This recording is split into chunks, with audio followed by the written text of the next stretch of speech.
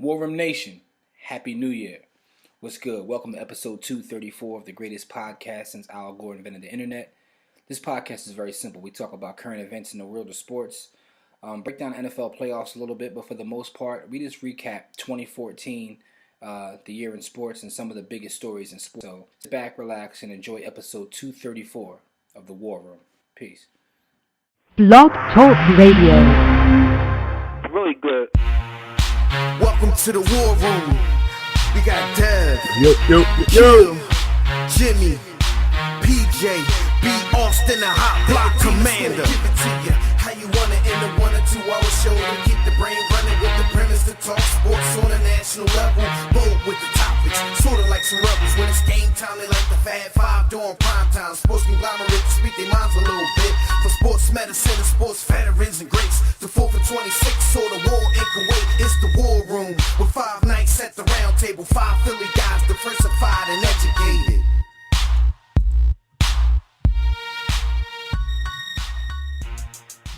Happy New Year, sports fans. You are back on the mothership for our first ever New Year's Day episode.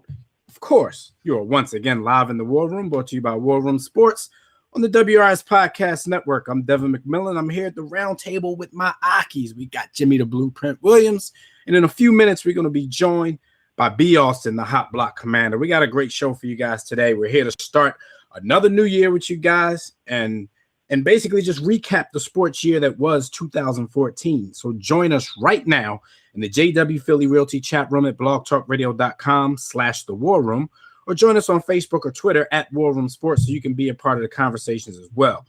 You can also call us directly when we open the Digital Extreme Tech hotline. That number is 323-410-0012. If you want to call in today, just call in and give a sports moment of 2014. Before we get started, though, we got to shout out and wish Happy New Year to all the other shows on the War Room Sports Podcast Network. You can listen to the network from our main site, that's warroomsports.com, or you can get there directly at WRSPN.com. You'll find shows such as The Broad Street Line with Roy and Chris, Proud Black Me Radio with Mojo and Peter. If you want to, if you want to get on your conscious thing, definitely if you're a hip hop head, you can listen to Tissue and the Tape, the hip hop show with Phil and Savad, Sports Trap Radio with the maestro of the playbook, Brandon Pemberton and Anthony Green. After Further Review, 2.0, aka the Sideline Pass Mayor, and a whole lot of other top quality programs. You can also check the listings over at fatsradio.com. That's PHATZ radio.com, because every sports show on the War Room Sports Podcast Network is in syndication over there on Fats Radio. Even the War Room, which you can listen to over there on Tuesdays and Sundays at 3 p.m. Fellas, real quick before we get started, man, I just want to know what the year 2014 brought to you, and what are you looking forward to in the year 2015? Oh man, 2014 was an amazing year. I mean, another year on this earth, so it has to be an amazing year. Right. It is a lot of good and bad, within the world. But at the end of the day, man, we can get better. It's 2015 now, man. I'm sitting here eating a garden rotini salad because it's January 1st, so I got to get on my fake diet for at least 2 weeks. So, trying to do better in 2015, man. But, throughout sports and throughout the world, man, we all got to do better. No doubt. Like you said, in the world, some crazy things happen. Personally, had a really good year. I'm not really that type of person who ever let stress or anything like that get to me. So it's rare that you're going to hear me say I had a bad year unless something way beyond my control actually happens. So my outlook is always positive. We're doing big things here at War Room Sports, man. 2014, the War Room Sports Podcast Network was launched. We revamped our mobile app, got that on the way, and we got some more things coming down the pipe that's probably going to come to fruition in 2015. So I'm good, man. The only thing moving into 2015 that I'm upset about is that cars don't fly, because in Back to the Future 2, Marty and Doc went ahead to the year 2015 to save Marty's son from being arrested and locked up. And there's a lot of things that Hollywood promised us in that movie, flying cars, hoverboards, stuff like that that I don't see yet. And I'm a little bit upset by the promises that Hollywood made that they haven't cashed in on yet in 2015. Funny you say that, 'cause I saw a couple memes with the same premise behind it, right? And going back to the original point, like, yeah, 2014 was an amazing year for War Room Sports, and you can only people out there, you can only imagine some of the stuff we're going to do. Like you said, mobile apps, our social network has grown. We have all our flagship shows, so I'm very excited about that. One of the greatest things for me in 2014, I got my credit score up to like a 730, man. So I got like, I know that has nothing to do with sports or this show, but I just want to put that out there, man, 'cause that's one of my biggest accomplishments, man. Like, I got the credit where they made, and then with the racially ambiguous name, when they see my credit score, I can pretty much get anything I want to these days. Anyway, no doubt. Shout out to our partner at War Room Sports, Akil Bayan, because he still get frisked on planes. Oh, absolutely. His name, he'll never have the connections on paper like I do. I got the plain name that could be right over. Like, my man name is Akil Fahim Bayan. He ain't never getting nothing. But with that being said, man, like in terms of the Back of the Future thing, I was thinking about that when I saw the memes, and I definitely would look forward to flying cars, but I also would be scared to death with some of these people out there because you drive on the road every day like I do. Yeah. Could you imagine these jokers in the area? Yeah, we need everybody would definitely have to get new flying license, and the test has to be much more stringent than driving tests because, like you said, out there on the road is crazy. So yeah, I can only imagine if you put these people in the air, it's going to be a problem. People still in 2014 and 2015, like still be drinking and driving, like they don't understand the problem.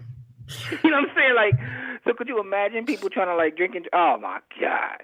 Oh man, yeah, that's crazy.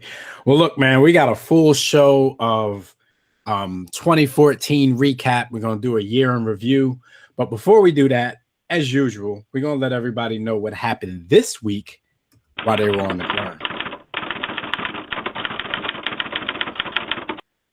All right, and while y'all were on the grind is brought to you, as usual, by DirecTV.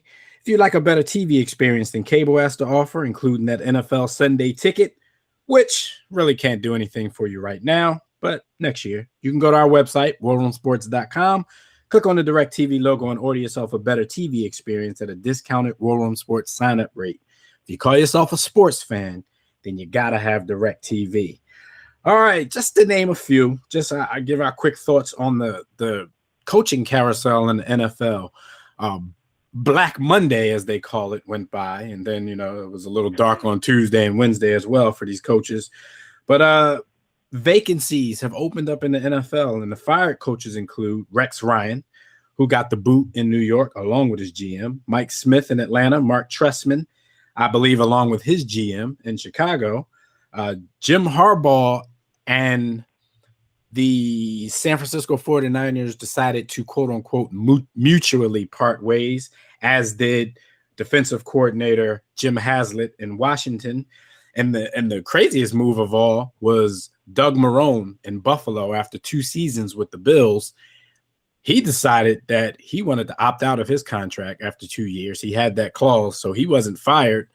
He basically used his opt-out clause. And I mean, he was a hot name when he got hired. I think he was offered the Cleveland job as well and was in line for a few other ones.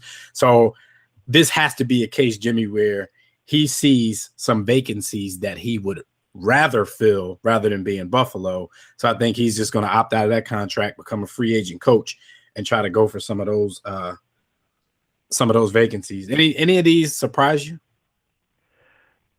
It's funny, like the Doug Marrone thing was kind of surprising. Out of all of these, some of them weren't really surprising. When you look at like Jim Harbaugh, like he had Michigan clothes on his last San Fran game. He didn't even have 49er clothing on the sideline. He had like a Michigan hat. So that really wasn't surprising. Jim Haslett, like somebody had to get thrown under the bus over there.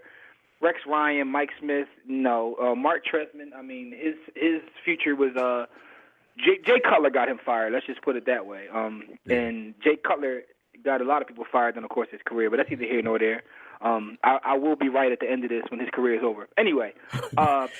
Jay Cutler got him fired, and E.J. Manuel just made Doug Marrone throw in the towel. Now, in terms of that, right, the funniest thing I saw when the story came down was on Twitter. Shout out to at Spike Eskin. He said Marone looked up and saw Kyle Orton and EJ Manuel. He said, and that's one of them decisions that you get on in the movie Saw, where you got to either chop off your leg or chop off your arm. He was like, yo, I gotta get out of here.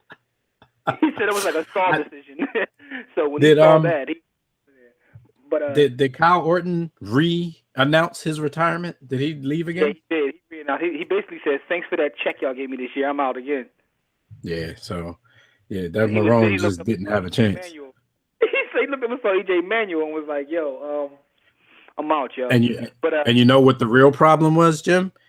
They actually were competitive this year with Kyle Orton. They won too many games. So I guess Marone looks up and says, I can't even get one of the two quarterbacks, the only two that's probably worth drafting this year in the first round.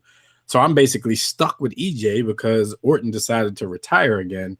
So look, man, I'm out. I'm going to San Fran or Chicago. Yeah, or one of the jobs. I think maybe one of the, because when you look at the deal in his contract, he kind of came up.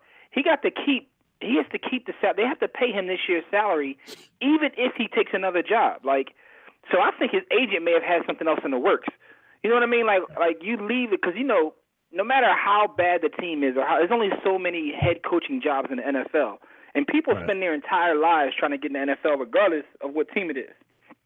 You know what I'm saying? So for you to walk away from that, even with a terrible quarterback or a terrible situation, that's an NFL coaching job. There's only so many of them. You know what I mean? Those are people's dreams. So I think his agent may have had something else in the works. And the way his contract was structured, he gets to keep his salary. I think it was $4 million. He gets to keep that anyway. So he could potentially keep $4 million, get a better job, and get paid there too. He kind of hit the lottery. So kudos to Doug Marone. Mike Smith, as you said, that was kind of expected. Atlanta has a talented team. They shouldn't be as bad as they are. And winning that division wasn't a hard task this year. So, and plus they were on Hard Knock. You can't go out like that after being on Hard Knock. Yeah, here's the thing about that. I don't know if Mike Smith is a terrible coach. I think he may be an okay coach. But, at some point, your message isn't being received and you just have to part ways. I think that may have been the case there. And then again, he may be a terrible coach. Who knows? But I know one thing. Watching them that last game with the division on the line, they didn't show up at all. That was an embarrassment to, everything. If I'm the owner, I have to do something because they were playing at home, and they just flat out laid an egg. How do you lay an egg with a division on the line? Forget what happened before then. Forget the fact that you have a losing record. It's one game. And, it's not the fact that they lost. It's how they lost. They looked terrible. Yeah. Well, for me, in his tenure, I always looked at Mike Smith as a pretty good coach. But I gave him that moniker that you give to some players in different sports. I thought he was – I don't know if he's soft or he just runs a soft program. The word soft comes to mind when I think of Mike Smith and I think of the Atlanta Falcons. From our exploits here on the radio, PJ and I were never believers in the Atlanta Falcons the whole time they were supposed to be good. So it's finally come to a boil, and Arthur Blank just couldn't take anymore. So, like you said, Trestman was expected. Rex Ryan was pretty much expected. Some of these guys, I think, will land on their feet. Rex Ryan will either be a head coach or a defensive coordinator somewhere. Mark Trestman really didn't get much of a chance to prove himself, so this could be his only chance. Well, not really, because he's not black. I ain't say that. But Jim Haslett, he's been a head coach and a DC. I don't know. They didn't show much in Washington to endorse him for anything new, but that was supposedly mutual. After all of this, they still wouldn't just flat out fire the guy. So we'll see if he lands on his feet.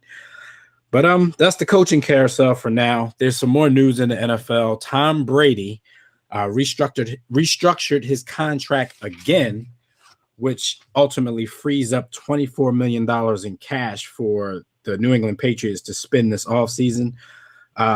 They're looking to maybe sign some players, including Darrelle Revis, Devin McCourty, Nate Solder, Shane Vereen, cats like that.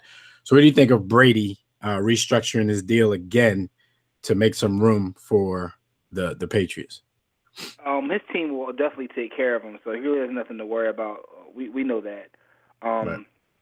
I still think it's a dope move, even if it's just to help build the Tom Brady image, because he seems to always do that. But then every time we break it down, it doesn't seem to really mean anything from a financial standpoint. You know what I'm saying? I got a real quick question for you, Dev. I was just thinking about something in terms of our last conversation, because like on Facebook and such, we're in a lot of different groups. I'm in a lot of Broncos groups, but also Eagles groups. And I see a lot of your Eagles fans, Eagles brethren, like screaming for Rex Ryan to be the DC there. What you feel about that as an Eagles fan? I just, first of all, Eagles fans scream for everybody's trash as soon as right now they're hearing rumors that what's the receiver out in Arizona? Fitzgerald will probably not be back in Arizona. They're saying go get Fitzgerald. They're saying go get RG3, go get Rex Ryan. At this point, man, and B. Austin will attest to this when he gets on the air.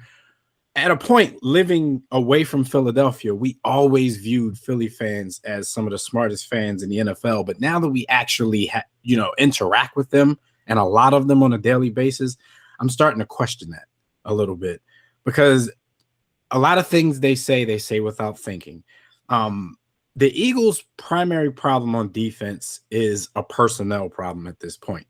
I have a little beef with Billy Davis, the D coordinator, just for not making the decisions when they needed to be made. But there's nothing wrong with his scheme. Schematically, everything's fine. He just doesn't have the talent. Now, Rex Ryan is a coach who likes to put pressure on the quarterback and let his corners, let his D-backs get down man-to-man against any receiver on any team. And with the personnel the Eagles have at this moment, Rex Ryan will come in, do that, be fired in less than a year, because it's going to look even worse than it did the last year because of the scheme that he runs. You get Rex Ryan, the personnel, you get them some shutdown corners like he's been privy to having when the Jets were good, then that's a different thing. But there's no need to clamor for a new defensive coordinator just because a big name just came on the market. I don't see the necessity in that. But real quick, back to this Tom Brady thing. Like you said, it's always a cosmetic thing for Tom Brady. It's an image thing, and I'm not knocking him. I'm just kind of knocking the people when they see these stories. They're always talking about Tom Brady took a pay cut. Tom Brady did this, did that. Tom Brady in his career has never, ever, ever taken a pay cut for the New England Patriots to be able to put more talent around him. He has restructured his deal, which, when you actually look at the terms of the deal, there's no reason that he would ever say no to this, because when he does that, he ends up getting more money up front. So, everybody wants to look at him as Saint Brady, this and that. And I think he's a good dude, and I think he likes to win. So, of course, he's not going to put too much thought in. If they say we're going to take care of you, he knows they're going to take care of him, and they do what they have to do. But actually, in this new one, he's going to receive $1 million bump in each of the 3 remaining years in his deal. His base salaries are going to go up to $8 million, $9 million, and $10 million respectively. The only thing he changed in his new deal is that he had a $24 million skill guarantee, which he turned into an injury guarantee. Now, the skill guarantee basically says he's insuring himself if they say, okay, we're cutting you, Tom Brady, because your skills are declining.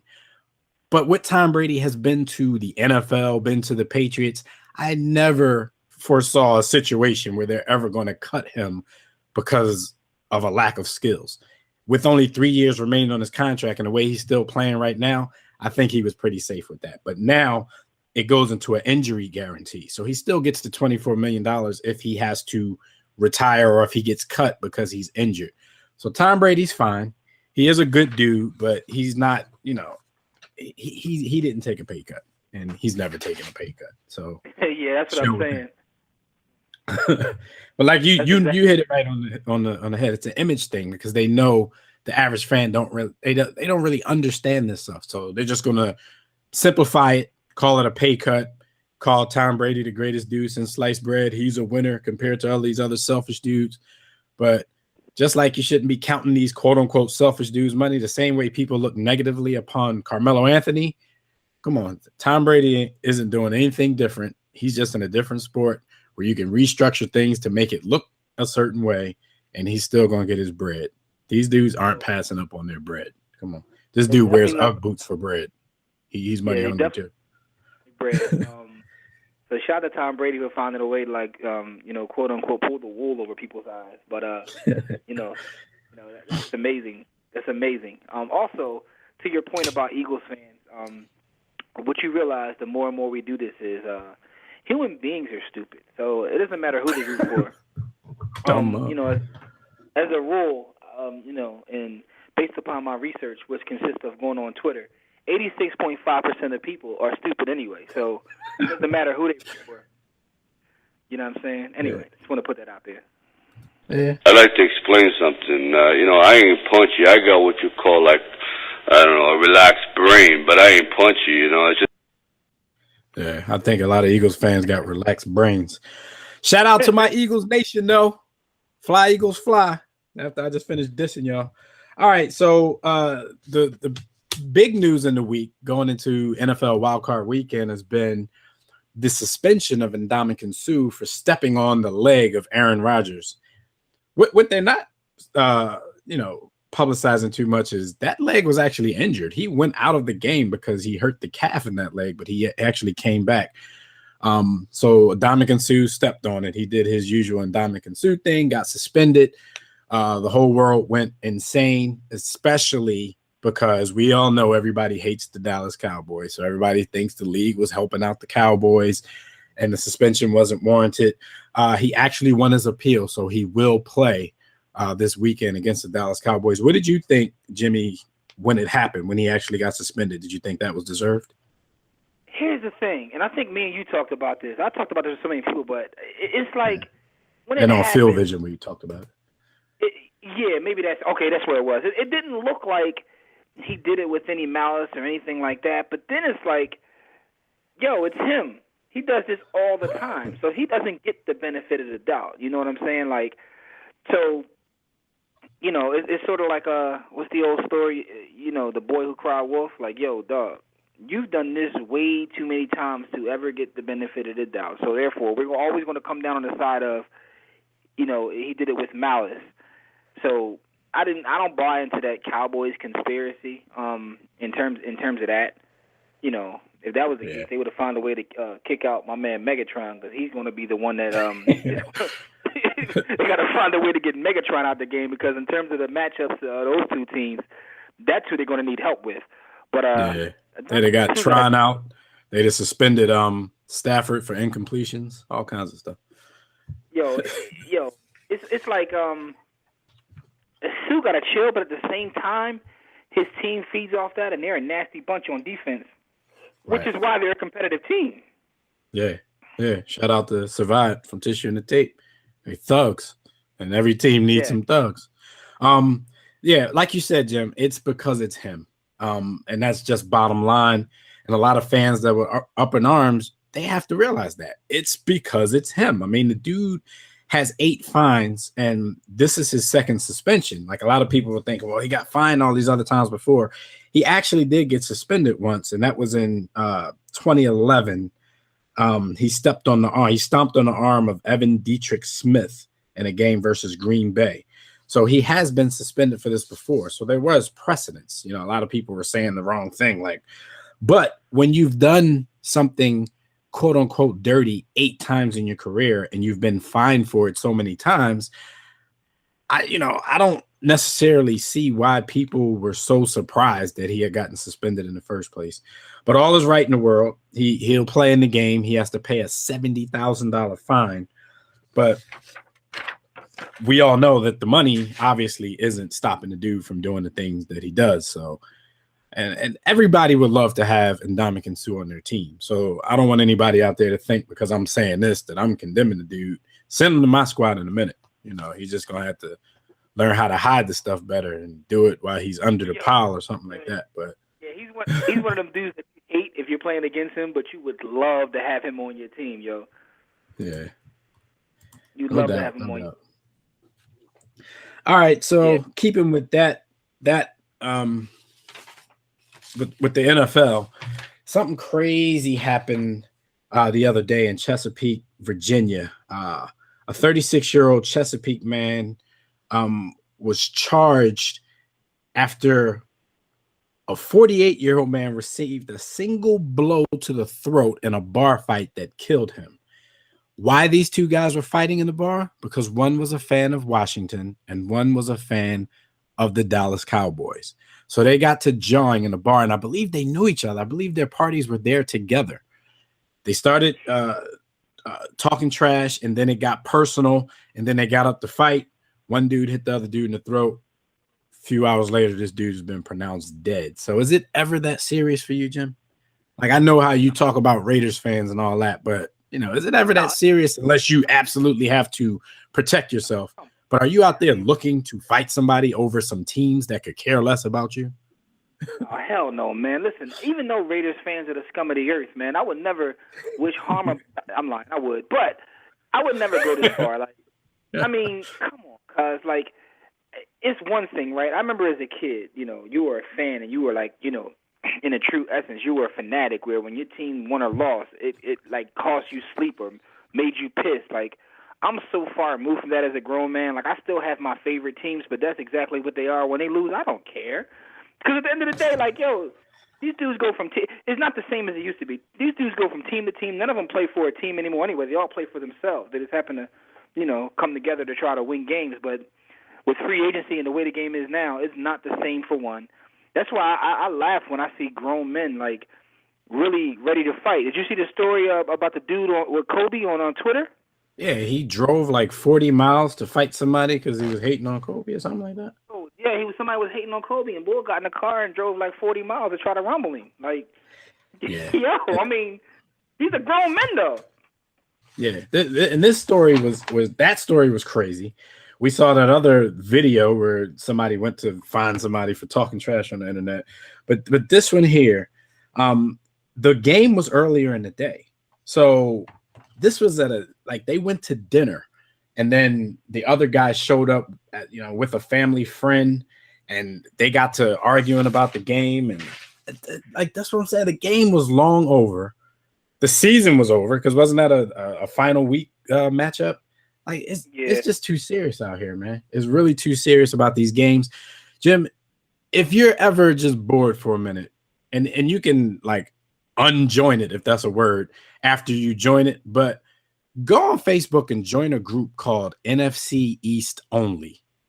And then just go in there and read.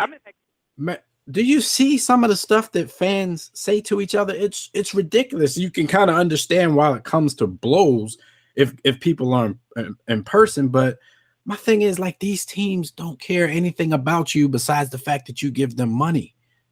So why are we out here fighting over sports teams? Yo, they'd be like, RG3 is terrible. They were like, well, Romo is terrible. Well, your mom's a lesbian. Like, yo, how you go from there to there? Like, that's how the arguments go in that group.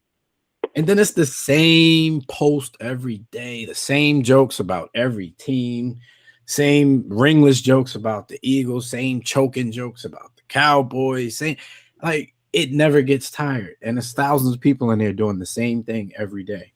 And shout out to them because I posted an advertisement for this show in there. So I hope y'all are listening, man. Man up and grow up. Yo, but it's crazy because you have people, and I mean, that's the thing about sports. Some people are so passionate about sports, right? Now, I'm not going to say I'm not a sports fan. I am a sports fan. I mean, obviously, we're doing this show. But people are, like, really fanatics. I mean, you have some people, when a free agent signs with their favorite team, they send them tweets and welcome anything I can do for you, and they become their manservants and let them hit. They thank them. They thank them on everything. You made the people, man. You mean so much to me. They don't wash their hands after they meet them. Like, come on, man. Yo, all right, like, you know what I'm. I'm not a sports fan. I'm just here to teach, and this is the platform that I use. Sport. Well, look, we gotta, because we're behind. I know we got Fred Purdue waiting on the line to give his college football mix. But Jimmy, right after JoJo tells all of these sports fans who are crazy that they should be ashamed of themselves, you can let everybody know who's happening.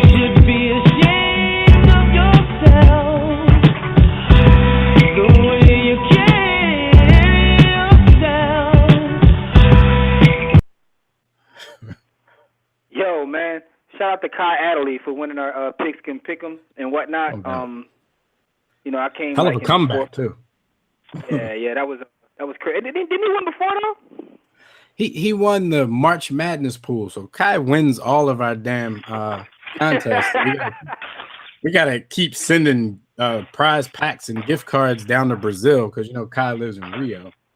Yeah, so I'm about to just hold on his winnings and just see him when I go to the Olympics. Yeah, there you go.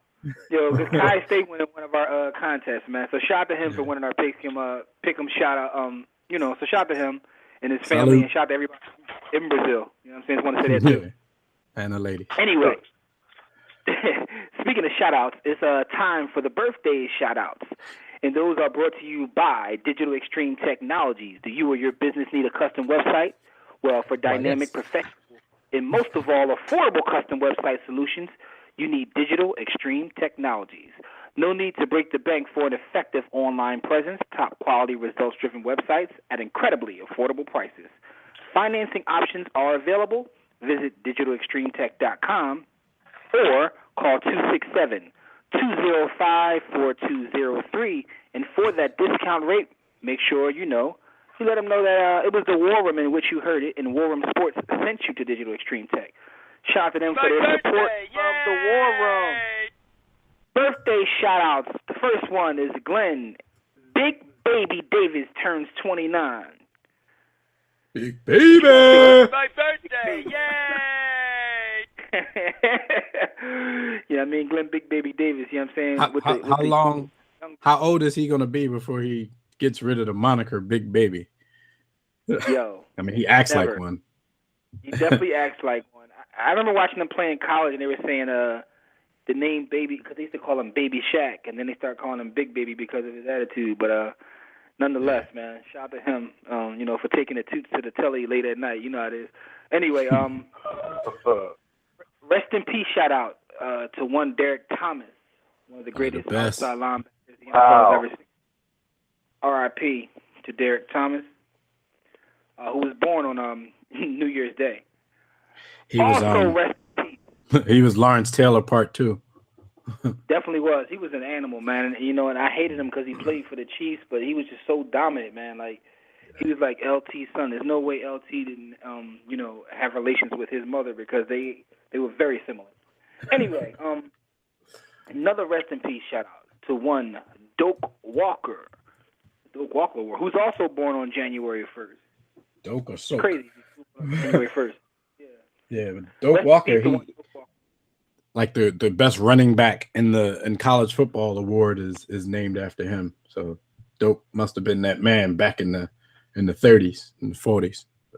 Yeah, it is funny though because like those legacies will forever stand, like Doak Walker, Heisman, and even like Lombardi. Litnikoff, these trophies and awards, like once you get that, they never change it. Like, but do you think at some point, taking a sideline, do you think at some point they should start changing those awards? I think they will eventually. But some dudes are just better than the dudes that they, And that was my question because even when you talk about things like the NBA logo, right? I know people have been saying for years, they need to change that. Now, of course, you can't make it Jordan because Mike is making a mint off of that.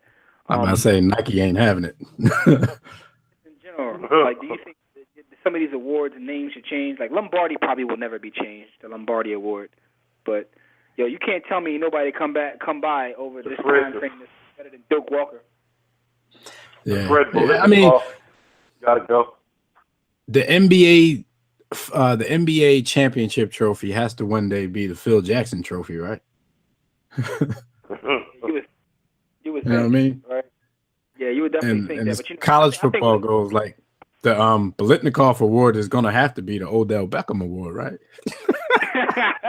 Yo, he would have his own award for the best alternative. Never mind. Anyway, man, we like to give a nice big War Room salute to all these folks on their birthdays. Shout out to you for January 1st birthdays.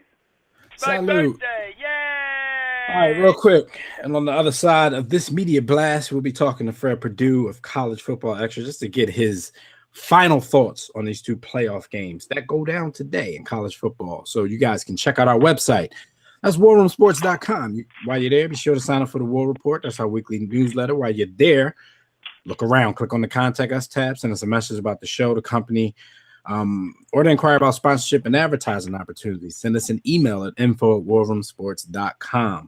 While you're browsing, click the memorabilia tab, buy War Room Sports merchandise, click the blog tab, read some sports articles, click the respective icons to like our Facebook page, to follow us on Twitter, subscribe to our iTunes podcast, to watch our webcast at warroomsportstv.com, to listen to our radio network at wrspn.com, and to download our free War Room Sports mobile app, which we said in the beginning of the show was just revamped earlier this year.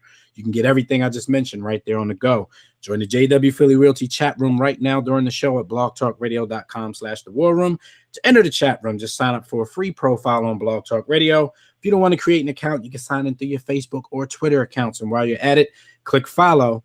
That'll get you updates and reminders about the show every week, i.e., when we're doing a show at 10 o'clock in the morning on New Year's Day. You would know that even without us advertising it directly to you. So if you want to call in and speak with us during today's show, of course, you can dial the Digital Extreme Tech hotline at 323-410-0012. Press 1 when prompted. If you're already listening from your phone, just press 1 if you want to talk. And of course, already on the Digital Extreme hotline, we got Fred Perdue of collegefootballextra.com, and he's going to give us his thoughts on the college football playoffs. Fred, what's going on, bro? How y'all fellas doing? Happy New Year. Happy New Year to you. Happy New Year to you. And wait, before we get started, Fred's appearance is brought to you today by Ruckus. And Ruckus has a little contest for you guys. Ruckus is giving away $250 in tickets to any sporting event you want. 'Tis the season, and Ruckus is spreading the holiday spirit by giving away $250 in tickets to NFL, NBA, MLB, and NHL games. There's 3 ways to enter. Here's number 1. You can send Ruckus your Super Bowl favorite or write a sports-related haiku about the season this year and send it to giveaway@ruckus.com. That's RUKKUS. Giveaway@ruckus.com. Second way to enter, if you're on Twitter, you can tweet, "I just entered to win $250 in sports tickets from @JoinTheRuckus, #JoinTheRuckus." Third way to enter, if you're on Instagram, you can tag Ruckus on Instagram at a sporting event with the hashtag @JoinTheRuckus, but the hashtag is #JoinTheRuckus. It's the same as their IG and their Twitter handles. The contest officially began back on December 19th and will run until tomorrow, January 2nd. So if you got any questions, you can email giveaway@ruckus.com. Good luck to everybody out there. Fred, real quick, because you know we got to do our 2014 recap. And we did the college football playoff show and bowl show last week, you and I, and that's, you know, people are actually tuning into that on the podcast and getting all the information that you gave. We just wanted to know this morning if you have any last thoughts, anything you want to change, or is everything you thought about the playoff games, is it basically the same? So we're going to start off, of course, with number 2, Oregon versus number 3, Florida State University in the Rose Bowl. Final thoughts. I really want to change my opinion, but I really can't. It's very hard to go against a team that, like Florida State, who has been inconsistently consistent, if I can say that. When you have a team that they start out slow, but they find a way to win, they wait for you to make that mistake. Really, they remind me, I can compare them to Floyd Mayweather. They're going to start out slow, play good defense, and let you make your own mistake and then knock you out at the end. So I got to go with Florida State. They're the undefeated team. They're the defending national champs. They have a Heisman Trophy winner, Jameis Winston, who, when it matters the most, he shows up. Jimbo Fisher's going to have those guys prepared. Got to go with Florida State. I think that's going to be a really good game. All right, so number 4, Ohio State versus number 1, Alabama in that Sugar Bowl later on tonight. What are final thoughts on that? Nick Saban has prepared this Alabama team to be what we think they're going to be. The only difference in this game is Blake Sims that showed up against Ole Miss, Mississippi State, and a couple other teams like Tennessee and and Auburn show up, if that Blake Sims shows up, Alabama might lose this game. But if the Blake Sims that showed up in the SEC title game against Florida, against a couple other teams throughout the season shows up, where he's just on, pretty much when he's at home, the Blake Sims that shows up at home plays, yeah, like Shakespeare says, roll it. I don't know nothing about Shakespeare, but that's what's up. But everybody out there, if you want to hear Fred's full opinion on these games as well as the other bowl games, you can just go to WRSPN.com and just look for the College Bowl /playoff show that we recorded last week. It's there under the War Room. So check that out. Make sure you check Fred out on collegefootballextra.com. You can also check him out talking NFL football on Field Vision. That's on warroomsportstv.com. And you can also check him out every week during the college football season right here on the War Room, on the War Room Sports Podcast Network. So, Fred, man, we're looking forward to these games today. They should be some good ones. In my opinion, definitely that first one. But thanks for coming on this New Year's. I don't know if you hung over or whatever you did last night, but thanks for coming on with us and sharing your final thoughts on those games, man. Appreciate it. Most definitely, guys. And before I go, shout out to TCU for completely destroying Ole Miss and proving why they should have been in this playoff. Destruction, terror, and mayhem. All right, man. Thanks a lot. All right, guys. Talk to you later. All right. Fred Perdue, everybody, right, collegefootballextra.com, and make sure you sign up for that promotion at ruckus.com. That's also on our Facebook and Twitter pages. Twitter at War Room Sports, Facebook.com/War Room Sports to find out the ways that you can be entered into that contest for sports tickets. All right, I see we got some more calls on the line, but let's just go into the hot topics, and right after we let everybody know who hot topics are brought to us by, we'll go to the Digital Extreme Tech Hotline. Jim, hot topics brought to you by Yes, sir. If your schedule is too hectic to read as much as you want, try audiobooks and kick back and let someone else do the reading for you. All you have to do is visit Audible. Sign up. audibletrial.com/War Room Sports. In no time, you can be listening to the latest bestsellers, hands-free, stress-free, while getting other things done. In the year of 2014, I actually read a total of 53 books. That's right, I keep a tabulation. Yeah, and a lot of them, I say at least half of them were through Audible. I read all kinds of stuff, whether it's graphic novels or books sometimes on the Kindle, but more than half of them were through Audible. And I just want to say my favorite book in 2014 that you can get from Audible right now is a book called 40 Acres. And I'll just tell you real quick the premise. The premise is about a group of black successful businessmen who have white slaves. So go to audibletrial.com/War Room Sports and you can get the book. It's a real book. It's not nonfiction. Of course, it's fiction because that will never happen in America with 3 Ks. But let me just put us on that point called pro list. Hey, Jim, audibletrial.com/War Room Sports. You know what the forward of that book should say? You are now about to witness the strength of street knowledge. All right. So before we go into our hot topics, which is basically our 2014 recap, we actually got an Alabama fan on the line. His team goes at it later on against Ohio State. Bias calling all the way from Arizona. What's going on, bro? You're in the War Room. Happy New Year. Happy New Year. Roll damn tide. What's going on, fellas? No doubt. Hey, roll damn tide. What's going on, man?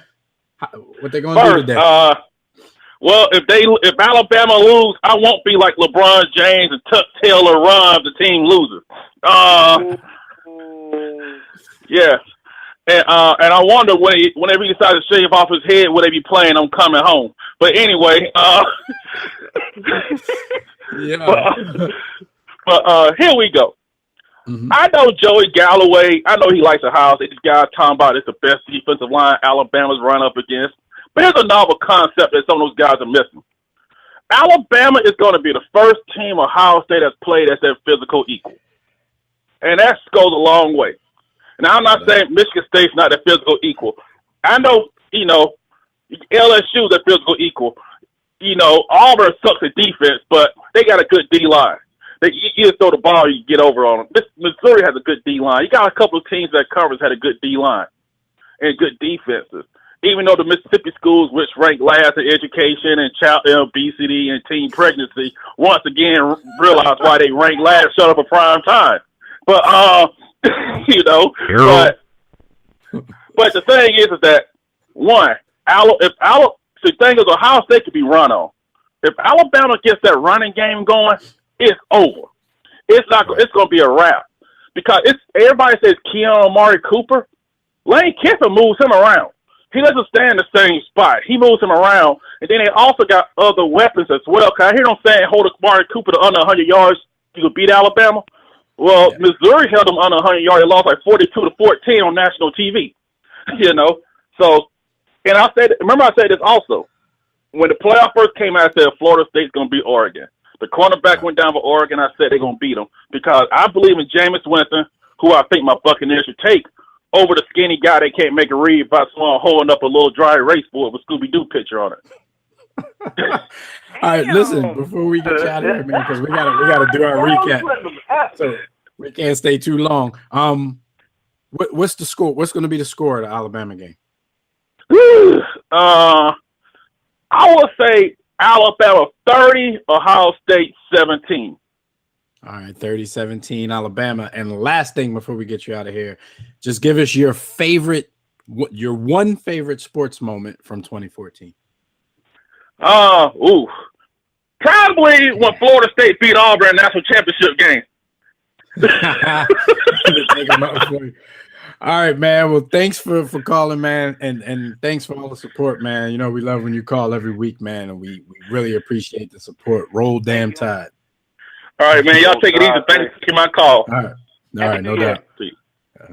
All right, so all right, we're gonna get to this recap, man. But real quick, we just gotta give a shout out to the NBA players of the week, Jimmy Butler and James Harden. I'll give you their stats real quick. Butler led the Bulls to a 4-0 week. He averaged 23 points per game, 7 rebounds, 3.3 assists, 2 blocks, and 40 minutes per game. He's always played a lot of minutes. Harden and the Rockets went 2-1.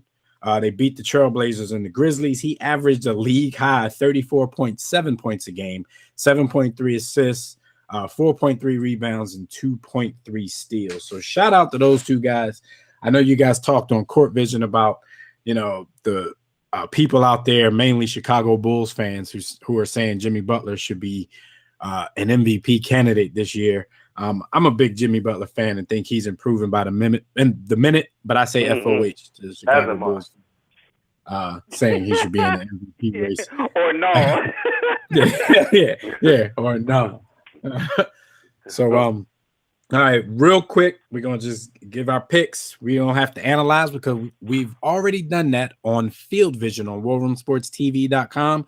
If you want to see the analysis that we gave for Wild Card Weekend, just go to WarRoomSportsTV.com and look up the latest episode of Field Vision. But we'll just give our picks right here. Fellas, the Saturday games in NFL Wild Card Weekend, Cardinals at Panthers. B. Austin, who you got? I have the Cardinals. All right, and I have the Panthers pulling that upset. Like I said, I think teams are going in two different directions, and it's a circumstantial thing. It's not that the Panthers are better. Jimmy, who you got? I also have the Panthers. For what you just said, I think the here's the funny thing. I think the Panthers might end up in the NFC Championship game after having a losing record. How crazy is that? Lightning in a bottle. Ravens at Steelers. Jimmy, who you got? I'm going to take the Steelers. I'm going to take the Ravens in an upset. A lot to do with the status of Le'Veon Dickerson Bell. B. Austin, who you got? I have the Ravens. Okay, so we got the Ravens. Two people pulling a Ravens upset. Sunday, we got the Bengals at my Colts. I got the Colts beating them. It'll be a little closer than the 27 to nothing pounding that they got earlier in the season, but I got the Colts taking Andy Dalton's playoff record to 0-4. I think Dalton will show up a little better in this game than he has in the playoffs, though. Jimmy, who you got? I'm also riding out with the Colts. They have the better quarterback, and I've done my research, so I'm taking the Colts. B. Austin. Yo, luck has nothing to do with it, man. Success is based on hard work, ability, and talent. Luck has nothing to do with it. I'm going with the Bengals. Luck has everything to do with it. Andrew Luck. All right, Lions at Cowboys. B. Austin, who you got? Lions. My fandom does not permit me to ride with those other dudes. I think the Cowboys are going to pull this one out at home, even though they're better on the road. But, hey, as a fan of a rival team, I'd love to see the Lions show and prove. Jimmy, who you got? I'm going with the home team as well, the Dallas Cowboys. All right. So those are for Wild Card Weekend. Like I said, you can check us out on Field Vision as well, and we'll be back next weekend to talk more about the divisional rounds and what happened Wild Card Weekend as well. Time for our 2014 year in review. And to start that out, we'd be remiss if we didn't just shout out all of the champions, and at least in the major sports.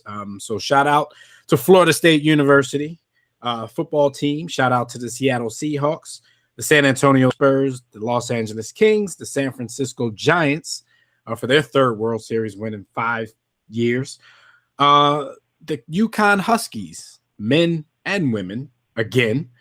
The Phoenix Mercury for the WNBA title. Shout out to all the champions. You guys got anything to say about the champs?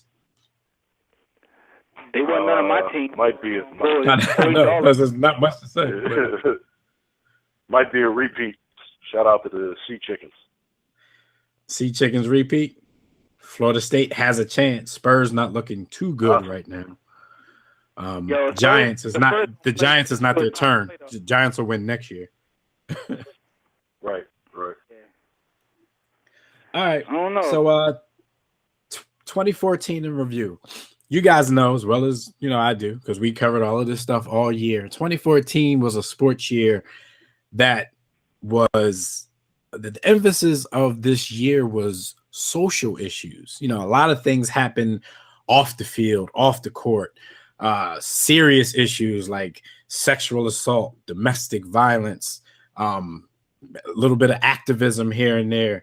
So, we're just going to give our recap on everything that we felt were big stories that went on in 2014. And I'm curious to see if you guys, if anything, any of your thoughts changed from when we, initially talked about this stuff. But and it's in no particular order. I mean, we're going to try to stay in some type of order, but not really.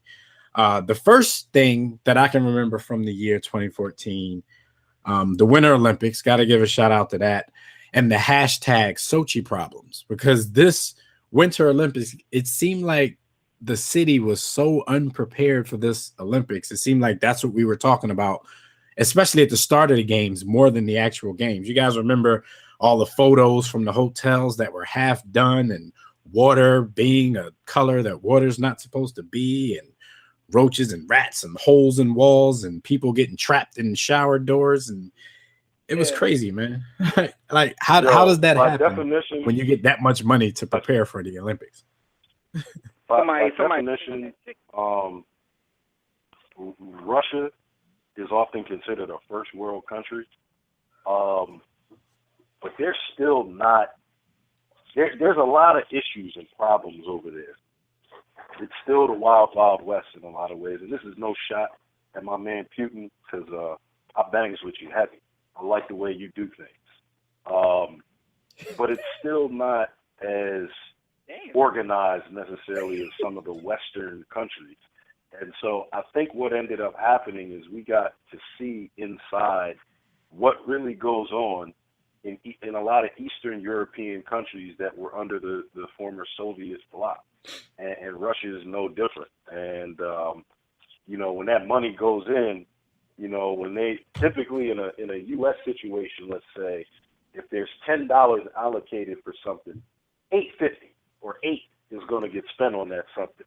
In Russia, it kind of felt like $10 went in and only $2 got spent on what that 10 was supposed to be spent on, and the other 8 went into a plethora of different pockets who just saw it as a come up. So they hustled. The Olympics was a hustle for them. They had hotels with with unfinished lobbies, unfinished room. Cats didn't even do the work. They was like, "Yo, I'm out. I got paid." Got paid and left.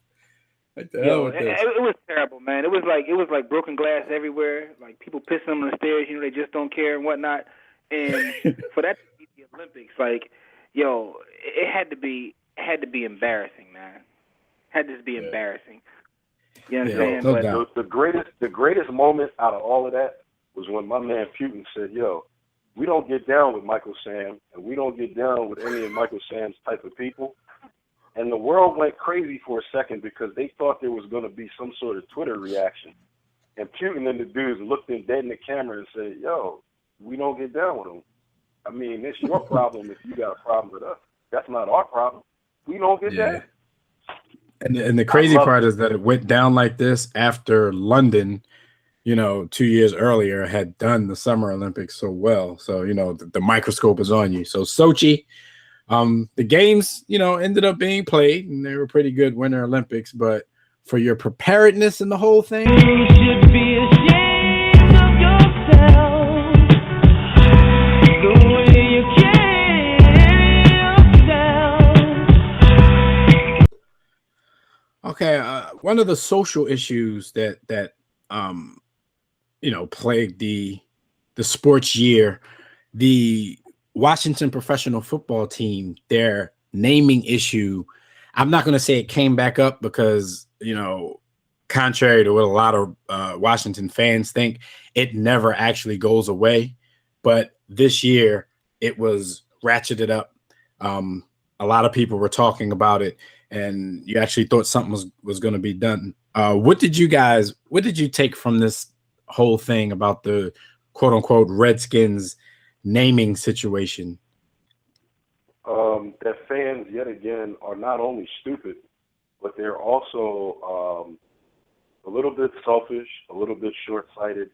Shout out to all of the black people that are incensed by police officers and folks with a whitewash mentality killing young black males, but you don't care about Washington professional sports teams racially insensitive and biased name. Shout out to you guys. Shout out to y'all, because y'all will march and jump up and down talking about Black Lives Matter, but Native American people's rights don't matter. Their name doesn't matter. Yeah. The same power structure that is in place killing young black males is the same power structure that supports that name. But that's not don't call me nigger, but put Redskin on my shirt all day. It doesn't matter. Shout out to those black folks. Yeah, the fan reaction is a big part of what I took out of it, because we had plenty of heated arguments about that on social media, outside of social media, on panels or whatever. The biggest thing I took out of it is the fact that the Washington professional football team owner really thinks everybody in the world is stupid. And I mean, he has a point, but sometimes, you're doing something really stupid and you're trying to just, pass things off like everybody was just born yesterday.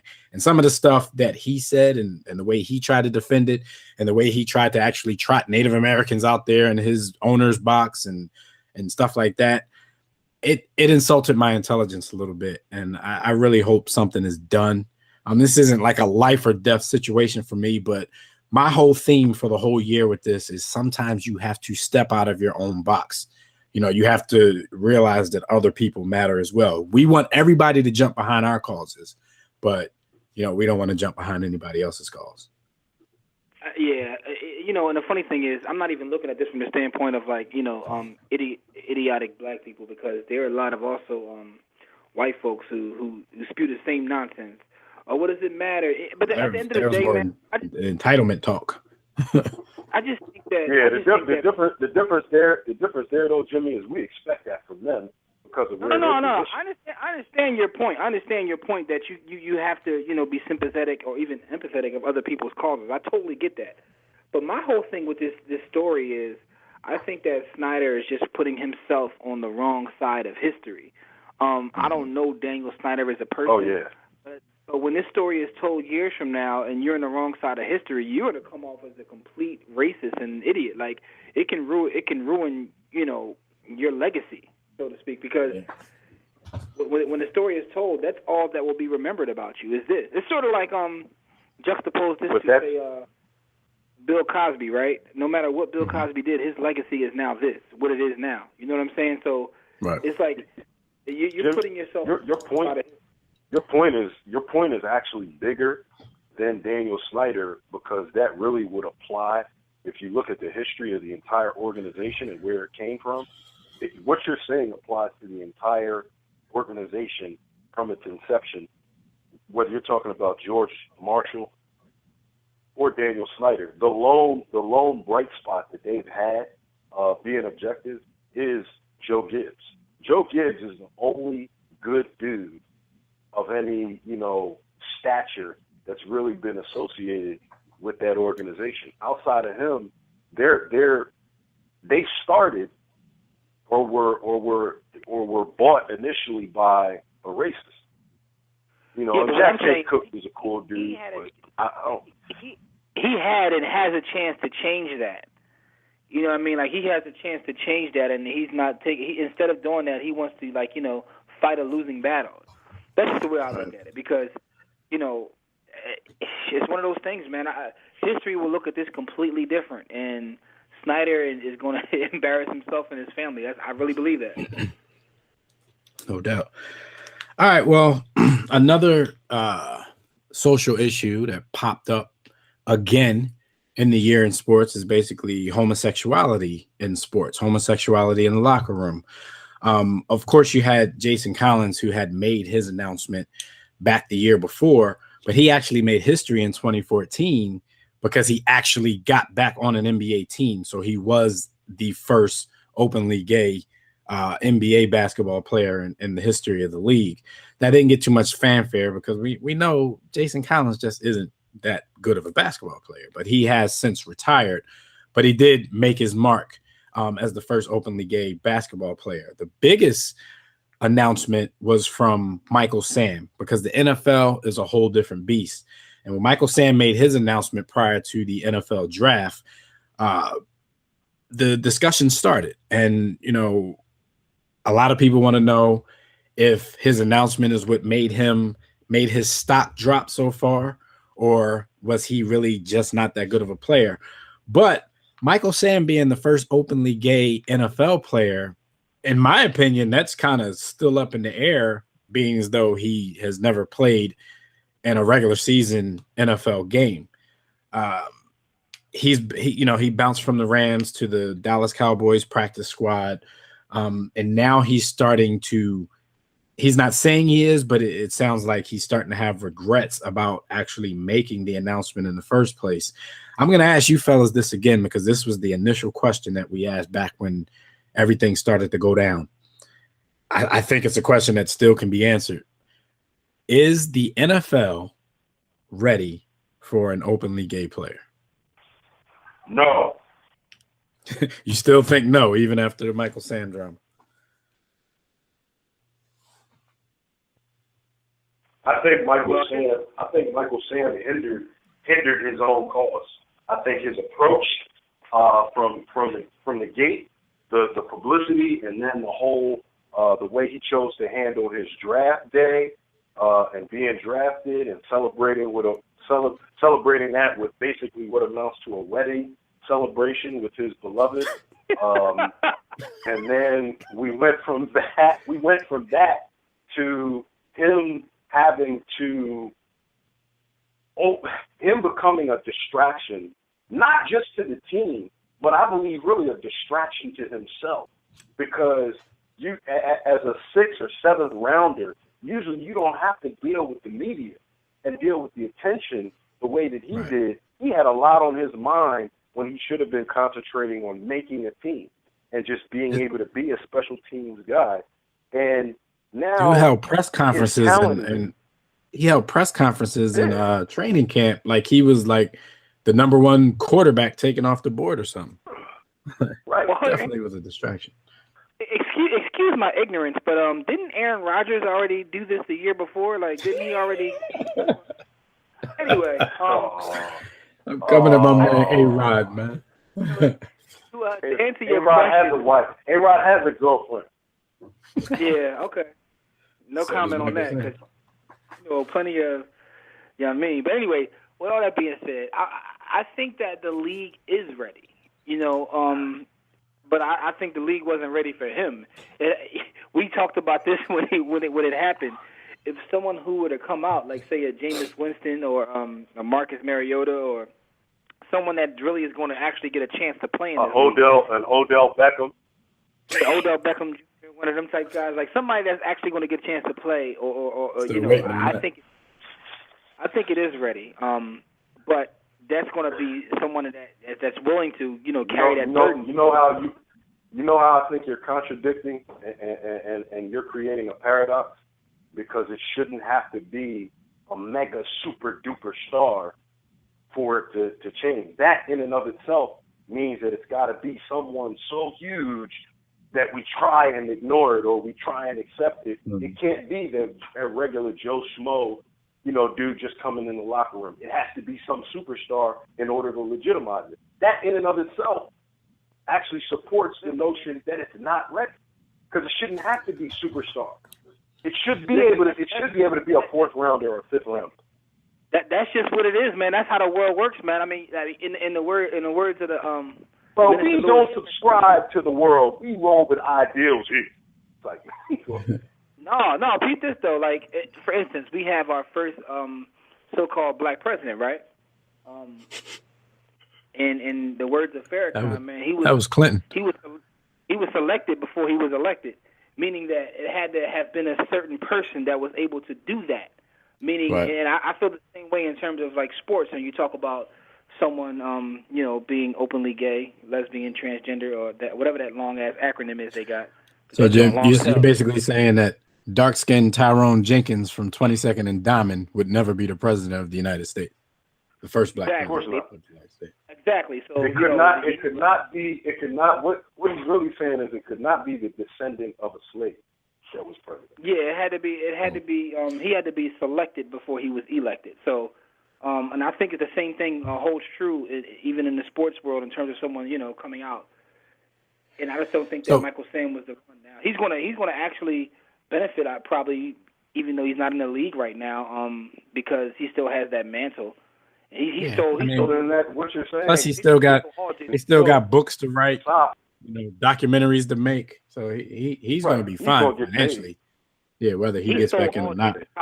He stole all Jason Collins' thunder. That's like going like.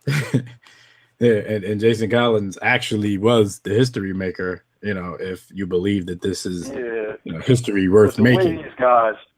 With the way these guys are dressing in the NBA and the way they're dressing in female regalia and carrying purses, I think the world just assumes that a lot of them dudes are sweet anyway. But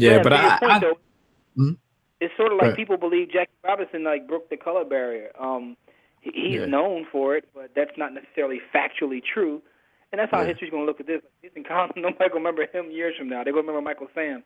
Probably because he also had a wedding on TV.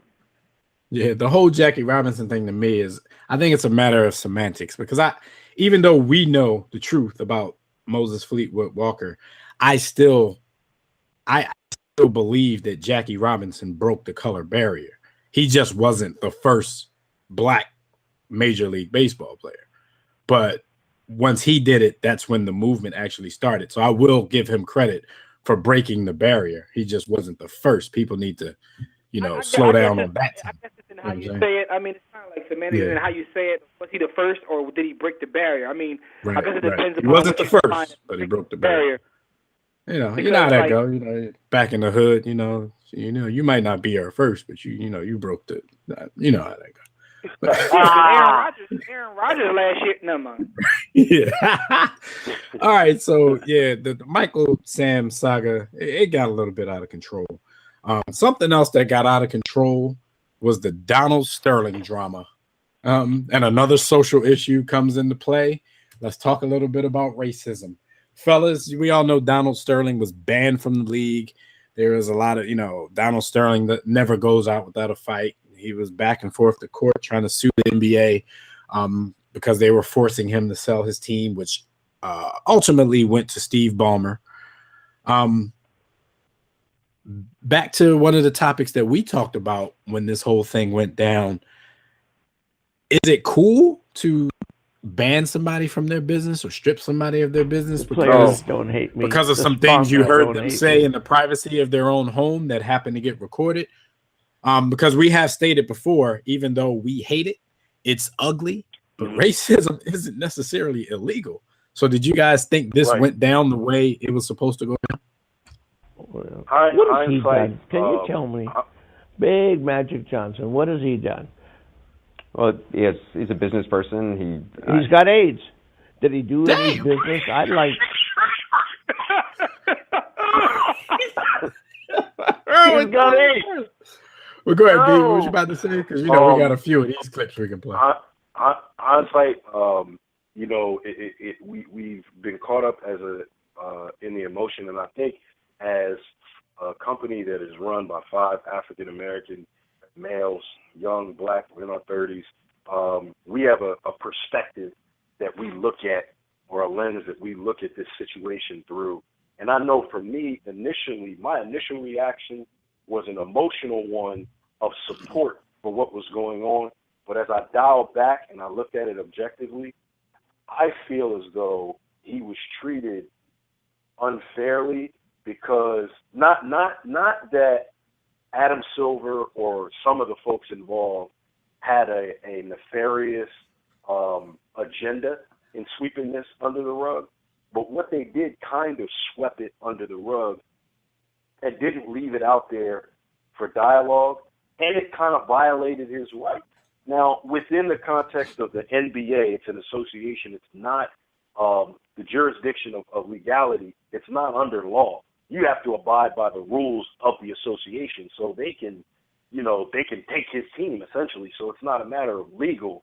I feel like a lot of times in power, we know in this country, white people are still in power, and some of them aren't necessarily racist or they don't have any ill will towards black people, but they know the history of this country, and racism is so ugly and it's never been addressed properly. It's so ugly, they want to get it out of the way because it makes them feel completely uncomfortable. And I felt like this was one of those deals where a lot of the white people involved, of course, they don't feel like Donald Sterling. Of course, they're not racist. But we're not having the dialogue about the power structure and the way the country was built and why these things can still exist. They'd rather just get the ugliness out of the way rather than do the right thing and really dissect it and have a lengthy discussion. And B. Austin, they also didn't want to have that dialogue thrown in their face about how everybody in the NBA knew for the past 30 years what Donald Sterling was. So it's one of those. This was big in sports this year. The reactionary punishments was big in the sports this year, NBA and the NFL. Which if it weren't for the fact that if it weren't for the fact that this was on audio, that people got a chance to hear it and you got to see the Twitter sphere react to it, he probably wouldn't have been banned from the league, stripped of his team, because there are news stories. There are several journalists who tried to tell everybody years and years ago exactly what Donald Sterling was, exactly what he does with quote unquote minorities and his businesses, Bomani Jones being one of them. But when it's nothing that we can see, hear, or react to, tangible personally, evidence, then it gets, like you said, swept under the rug. FOH, Bomani. Nobody's trying to hear that. But, a lot of cats like Bomani were vindicated in this whole thing because they tried to tell you about this guy a long time ago. So the NBA, using the cliche, they had blood on their hands, just as the NFL does on all the issues that they try to deal with this season. And just like, you know, me and Jimmy's cats on Big Brother, they got blood on their hands. They knew what the dude was, but we live in a reactionary society now. Whatever social media tells you to do, however they react, that's what you're going to have to do. So Adam Silver, he's the players commissioner right now. Everybody loves him, but I mean, he's not doing anything different than everybody else. If we didn't hear this audio, Donald Sterling would still be the owner of the Los Angeles Clippers. What you're saying, Dev, is it's not about whether it's right or wrong. It's about how social media reacts and whether people are angry or not. It's not really about right or wrong. No, not at all. Not at all. Because he was wrong when Bomani wrote that piece years ago. He was dead wrong. That was worse than what he did here. That was worse than what he did here. And let me speak real quick on this. I just think that this is the world we live in, because one of the great things about social media, like that it gets lost and everything, is it's the greatest customer service tool in the history of the world. There have been times where I had, like, you know, flights that I was pissed at or a store I was pissed at, not at the company, and they take care of me or rectify the situation. Social media is literally the greatest tool for customer service, is one. And two, companies, it took them years to get on board and realize that, but they realized that. Everything always comes down to the almighty dollar. Always has and always will come down to the almighty dollar. I mean, this is capitalism. So now when you're able to get a group of people to rally, even if it is just online, they have the ability to affect, you know, certain industries. You see it all the time on social media. So I look at it like Donald Sterling just basically wasn't hit to the game. Like, he's a guy that's from the old school. So, and he probably didn't think in his heart of hearts, there's any way that a recording or something I said can have this happen. Like, so he's an old owner. Most of the owners now they're bringing in the NBA are younger guys who understand that. They have to watch that. Now, a lot of them probably feel the same exact way as Sterling, but they're not, you know, still operating their business as if this was 1972. So he got caught up in that. The Yams will do it to anybody. At the end of the day, this was like a man who was upset because he thought his woman was doing something. Some of y'all listening who criticized Donald Sterling, y'all have been there before, and it's over a little ratchet chick and some knucklehead, but y'all felt the same way, so stop fronting. But he just got caught out there. And I also think about this from the standpoint of being a business owner. If they were to ever subpoena our private messages, we would probably lose everything we own, like, because like, but it's supposed to be a conversation amongst ourselves. And most of our stuff is in jest anyway. Stop dry snitching. Stop dry snitching. Yeah, I'm dry snitching a little bit, but what I'm saying is most of our stuff is in jest anyway. But to the average person, it's like, they ignorant. But I mean, it ain't really dry snitching. We say some of the stuff on air, so it is what it is. I'm just saying that. I agree with what you're saying factually, but the one place where I got to take a stand and make a statement in rebuttal to you, Jimmy, is that when you say this is the world we live in, that to me speaks of accepting what it is. No, it's not about accepting, but there's one thing that it's not about accepting. It's about it being reality. It's not that you accept it. It's sort of like when we talk about the league. So we talk about G.I. Joe in it, Jim. It's like knowing is half the battle. You just got to know. Yeah, it's like you can't ignore that this is the reality. You can say, definitely don't accept half of stuff. Yeah, we know what it is, but we can't accept or it's not going to change. And I think that's part of what we're seeing with some of what's going on in the world, today recently, which I'm sure we'll get into a little later. But I don't accept that this is the way. We're well aware of what it is, but to accept it I can't abide by that, because that allows the people on the other side to continue sweeping it under the rug, because they realize once there's some measure of social sentiment that they can just do a little dance and sweep it under the rug, because we will accept that this is the way society is. You gotta move differently. We're saying this is what it is. It's not saying it's accepted. We know what it reality. Is. We see it's plain. It's in front of us. We see reality.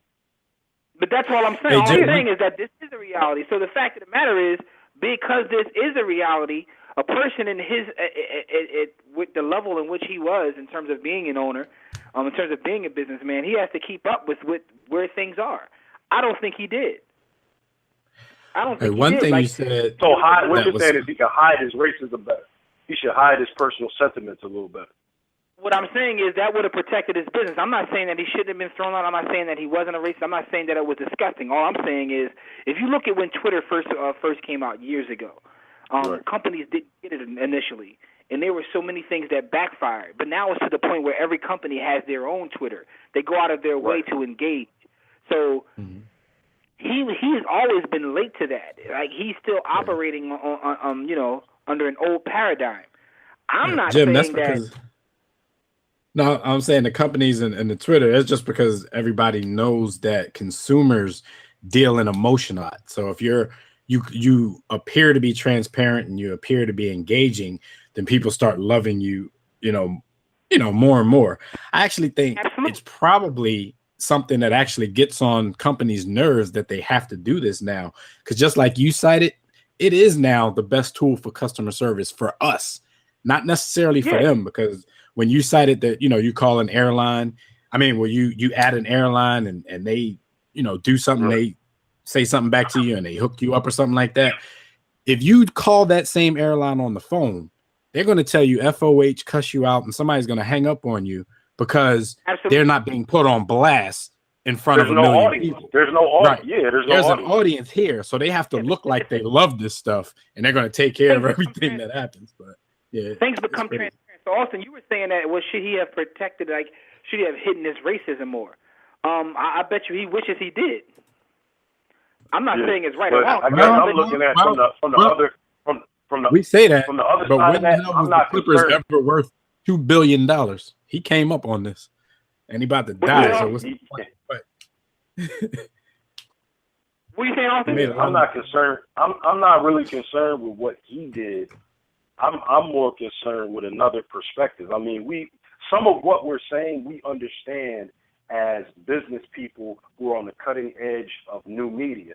So we're aware of a lot of this stuff. So for the benefit of our listeners, it's cool to give them a lesson in I guess really what amounts to public relations, social media public relations.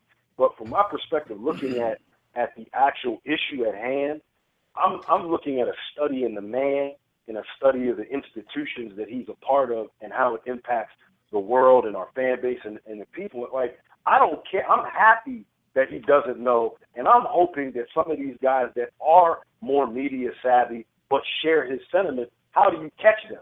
Because to be honest, since they are media savvy, they're able to duck it and they're able to keep a nefarious agenda going because they're able to understand public sentiment and how it's swayed in the day. So that's not a good look for me. No, but what I was saying is, if you listen to what I was saying, I was breaking it down from different perspectives.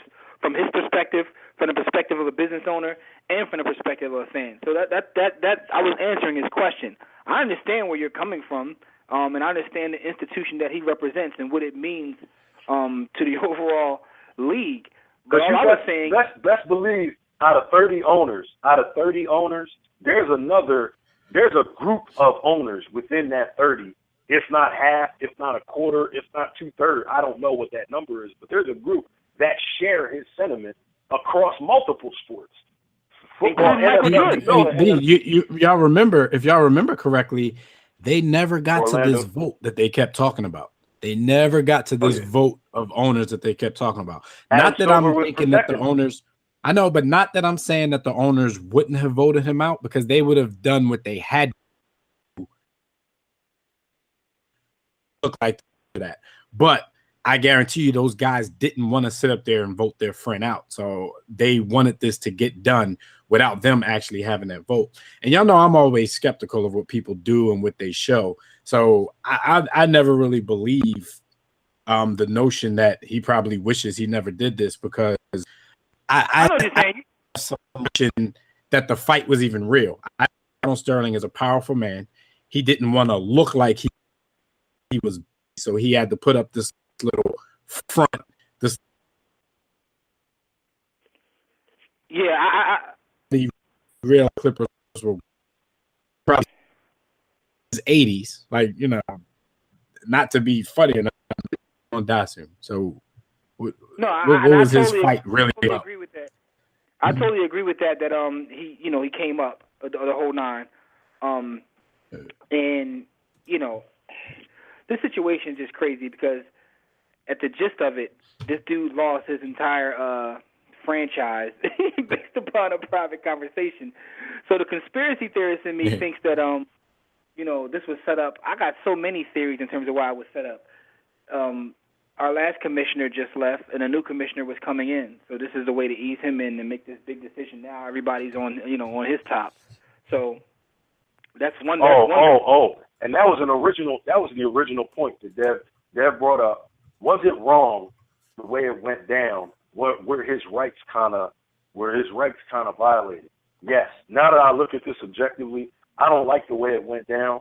I don't like in America. I don't like when people are quickly punished and it's swept under the rug for their speech. If you're racist, you should have the freedom to say and do whatever you want as long as it doesn't violate another human's rights. Because that's the only way that the entire world and that's the only way the country changes. That's the only way the people change. When you can actually see what it is and address it.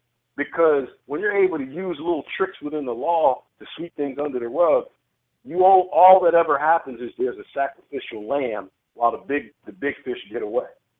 And that's the case in the NBA. That all goes to the conversation we had about transparency. That's the one thing about social media. It makes things transparent. And with all these devices and recordings and technology, things are transparent. Like, so if you are an asshole, just be an asshole so you don't have to get exposed. And I agree with you, B. Austin, that there's probably tons of owners who feel the same way, including Michael Jordan. So, you know, there's nothing we can do about that until they expose. Going on Mike? Why you going on Mike? Mike spoke out against Don. I know. I'm just being smart. I love taking shots at MJ, so, you know, a lot of his... I agree. No, Jimmy, for real, I actually agree. I think Mike is a little bit whitewashed as it is. So, Just because his skin is brown doesn't mean that you don't adopt the feelings and the views of those that oppress you. So Mike made so much bread with them. He's like, look, they cool with me. Exactly. Buy sneakers. Yo, but speaking of that, real quick, did you see the number? I don't even have the exact number. I'm trying to find it. That he re-released those 11s. Yo, yes, they said 80 million. 80 million. They sold 400,000 pairs in 3 hours. 3 hours, 80 million. Come on, cuz. Half the people buying them never saw Michael Jordan play. 179.99 for the adult pair, 139.99 for the kids. They sold 340 some thousand adult pairs and 120 some thousand kids pairs in 3 hours. That's our stat of the week. And that's just the Nike. That's just the Nike. That's just the Nike.com site. The numbers haven't come in from the other retailers or other outlets yet, so it could be higher. Yo, all I'm saying is that's our stat of the week right there, Dev. There it is. There it is. All right, World Cup frenzy. We could talk briefly about this. We know Germany won the World Cup, but it seemed like World Cup fever was had here in America. You guys think that football is just becoming a big sport here, or do you think Americans just jump on the bandwagon of anything big that's happening in sports? Both.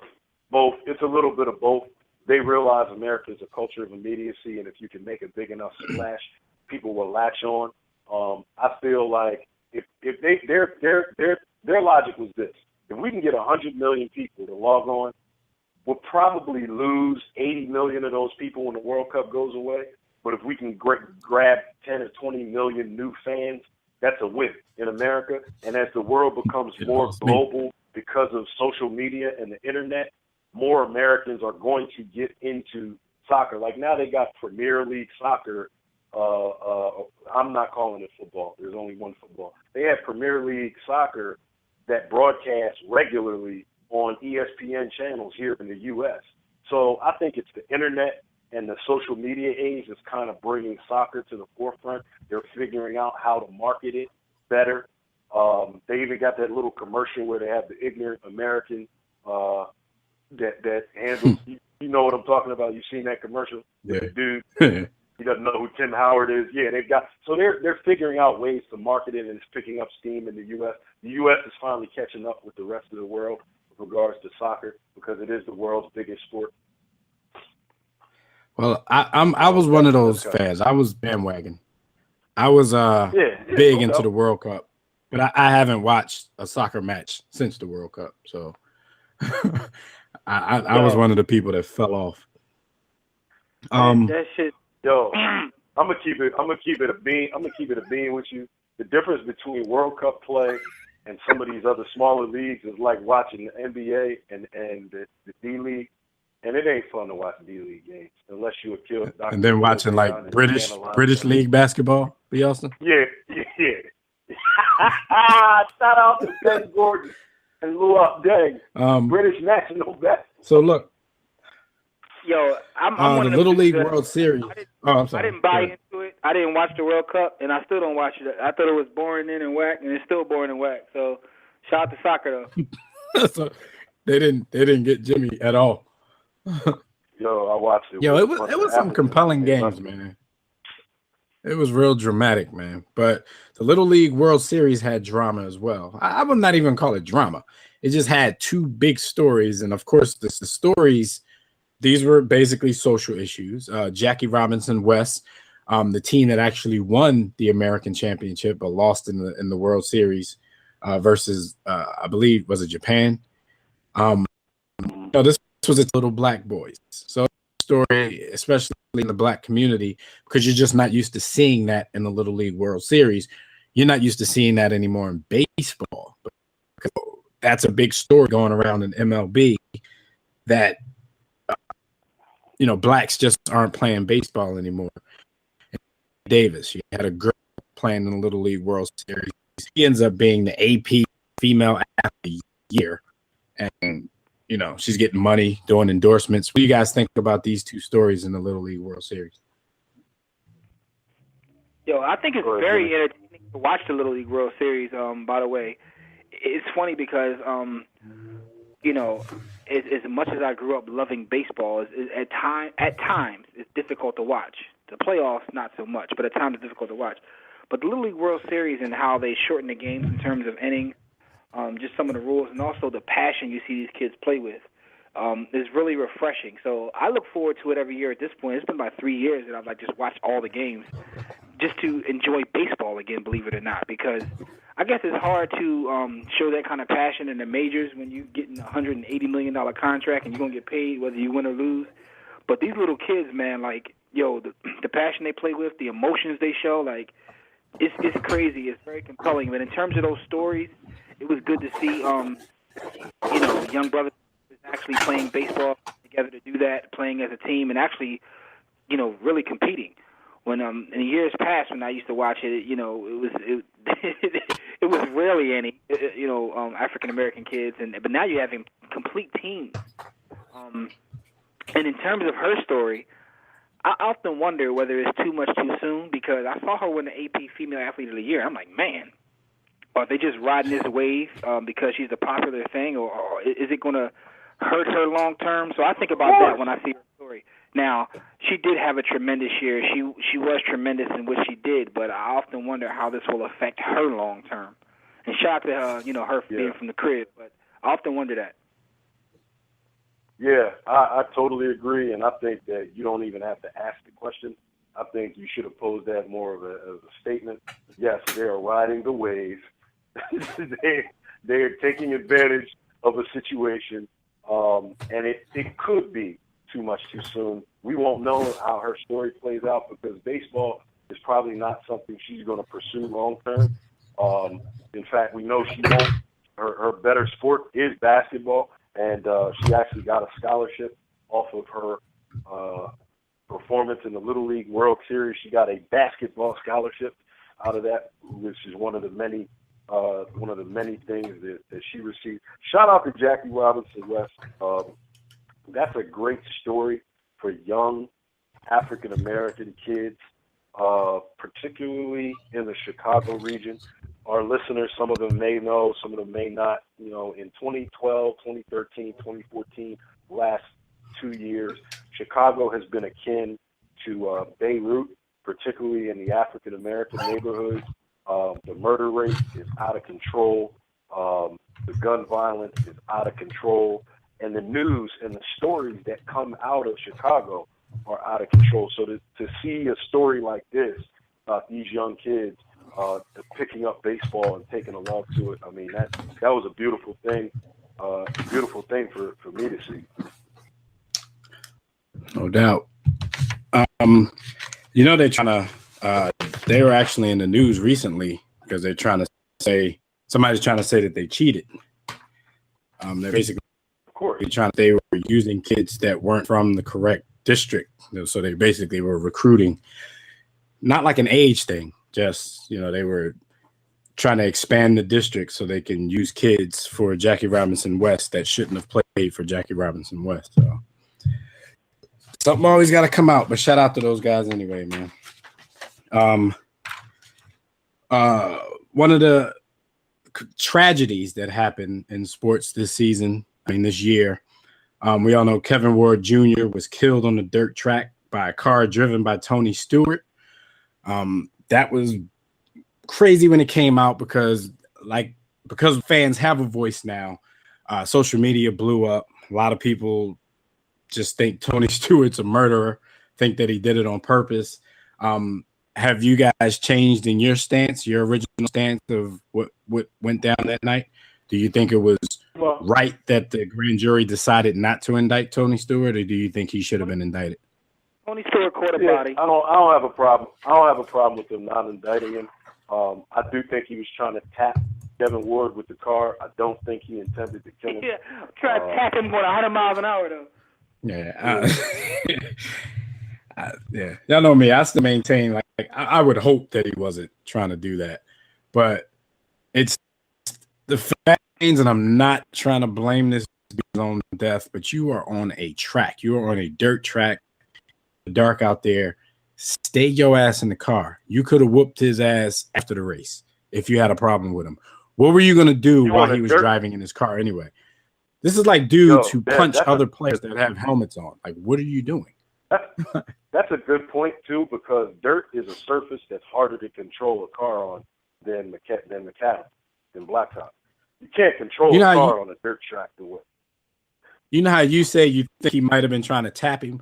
I think at the very most he may have been trying to scare him, but like you said, it's hard to control. Like you get that close, it's hard to control. But I don't think he.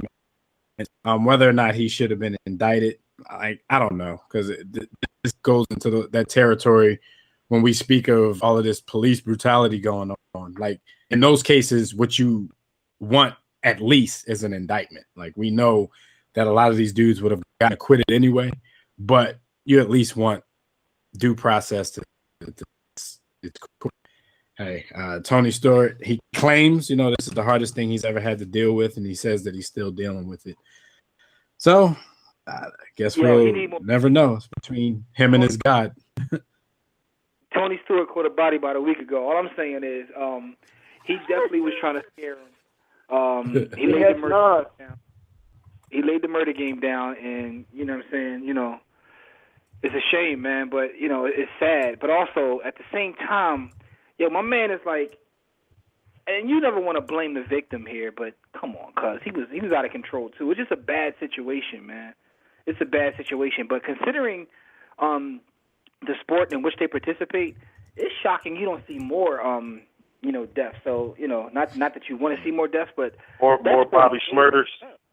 You definitely should see more Schmurders, considering the fact these dudes be going 250 miles an hour, like in circles, which is still confusing to me. But anyway, winning circle. Oh, so that was crazy. Big story in the world of the NBA, man. LeBron decided to take his talent back to Cleveland after the Miami Heat failed in yet another NBA Finals. This story is still heating up to this very moment because on Christmas Day, they caught audio of LeBron when he and Dwayne Wade were making love in center court after the game. they caught him saying something like, yeah, if it doesn't work out here, man, we can reunite and be big and do bigger and better things. Of course, LeBron is trying to deny that he was talking about basketball. I think some of the articles that came out on it may have given him that defense because some people were already defending him, saying that, you know, he could have been talking about something else. So what do you guys think of him going back to Cleveland one? I know it was a shock. Jimmy was kind of calling it, you know, before it even happened. It was a shock to me that he went back, at least at the time that he did.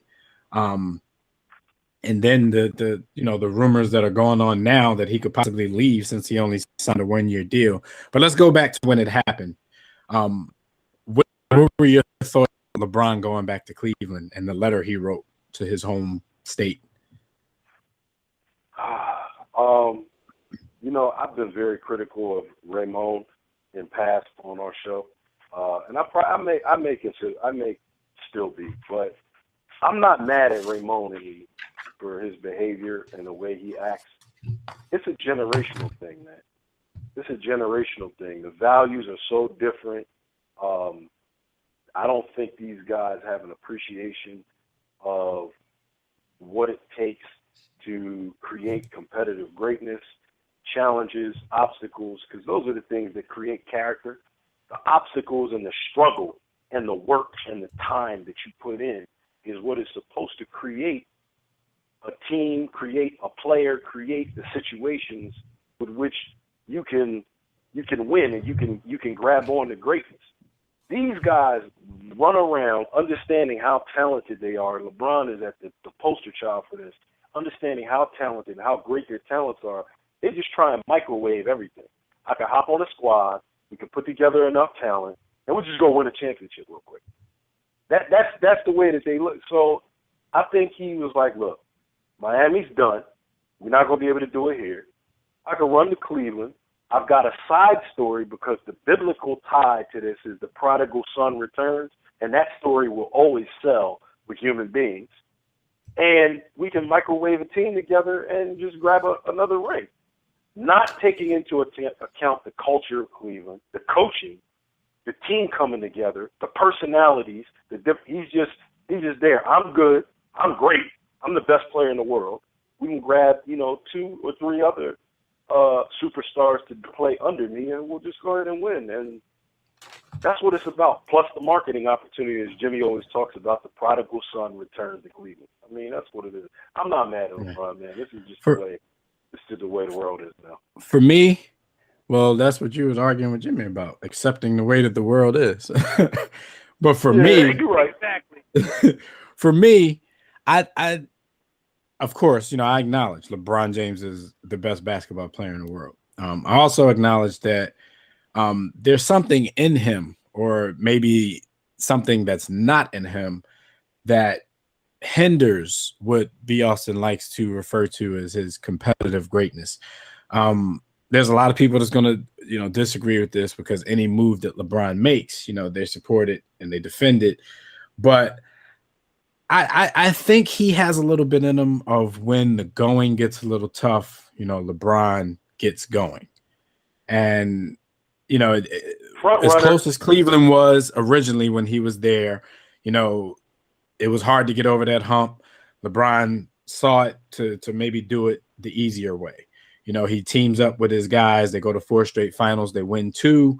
When it looks like they're out of gas, it's starting to get a little tougher. LeBron's starting to take on too much of that role that he took on in Cleveland. LeBron had to go. But before I go, I got to make sure this team has a nice young nucleus, and I have to make sure that they're going to make a move. They're going to promise me that they're going to make a move immediately to get somebody that I want on this team, or I'm not coming. Now, I don't believe that LeBron would leave after 1 season in Cleveland, but I do believe that there's a little bit of fire behind this smoke. I believe the rumblings may be true. I see it in his body language, a body language, that we've seen from LeBron before, usually in the postseason before he was winning championships. You see that with this team in Cleveland, but then he's getting the excuse of, no, that, this is the way he's leading these guys. He's going to let them fail and blah, blah, blah. I just think it's something about LeBron that will separate him from some of the greats on a just on a attitudinal type level. Like his play is always going to put him up there with the greats. But we talk about, and this is hard to measure, and a lot of us think that we can, but we talk about people's will to win, how much people love the game, how much they'll sacrifice for the game. From what we can see, I think he's separated from that. But that's, like I said, that's something that we really, really can't measure in a serious manner. But that's just what I see from him, man. He lacks something, but he's the best. He's the best out there. All right, here's my take on this. I just think that watching LeBron and watching the way he moves, I think the difference between a lot of these guys and the guys of the past is basketball is secondary. It's just not as important to these guys. It's just not as important to these guys as it was. Like, I think Kobe and KG are literally the last of a dying breed. And in KG, some may say he was the already died. Bridge. He was the bridge. He's already dead, but also he cared about his chicken too. My man KG signed a $100 million contract and went in the press conference, and the first thing he said is not about the money. Dog, you just set a record. Listen, you stayed in Minnesota where you ain't gonna win anyway, and that's your first comment. But anyway, with that being said, these dudes don't seem. It's like even when these guys built their empires, like say a Magic or a Michael, like they did it in the off season or when they retired. LeBron is straight executive producing TV shows in season. My man is like he cuts deals while the games are like it's like basketball is just there to help promote his brand, which is more important. He's cutting deals in the timeouts. It's just his vehicle. It's his vehicle to $1 billion. He's calling timeouts to send emails and whatnot. Like, so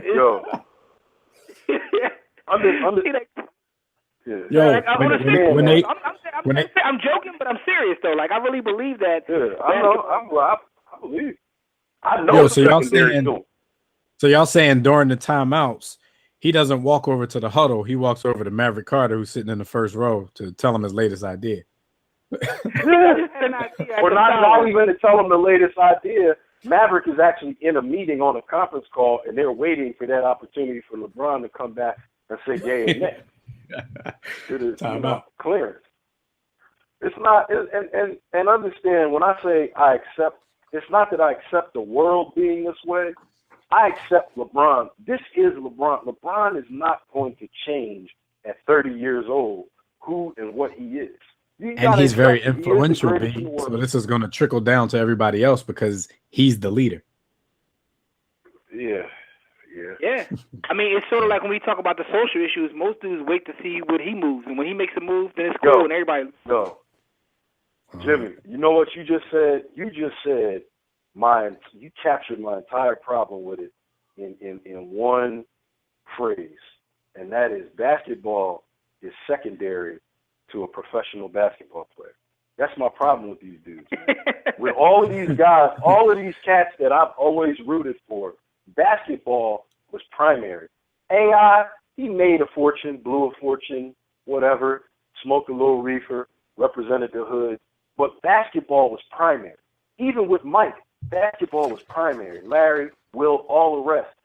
These cats, basketball is just a hustle that gets them publicity for their brand. Gets them weird clothing. I hate it.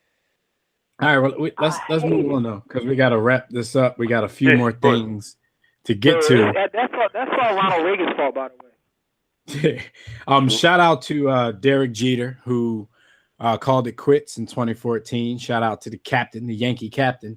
Funny thing about his story is, as much as he's done in baseball, as much as he's done for the New York Yankees, the biggest discussion when he retired was, he went 20 years and never got in trouble. Like, how is that the important story? But shout out to Derek Jeter. The NFL, now we know they've taken over a lot of the year with their social drama. You had domestic violence situations with Ray Rice and Adrian Peterson, beating his son. And you had the whole thing with Roger Goodell being judge, jury, executioner, and a lot of that stuff had to change. They have a new conduct policy in the NFL now.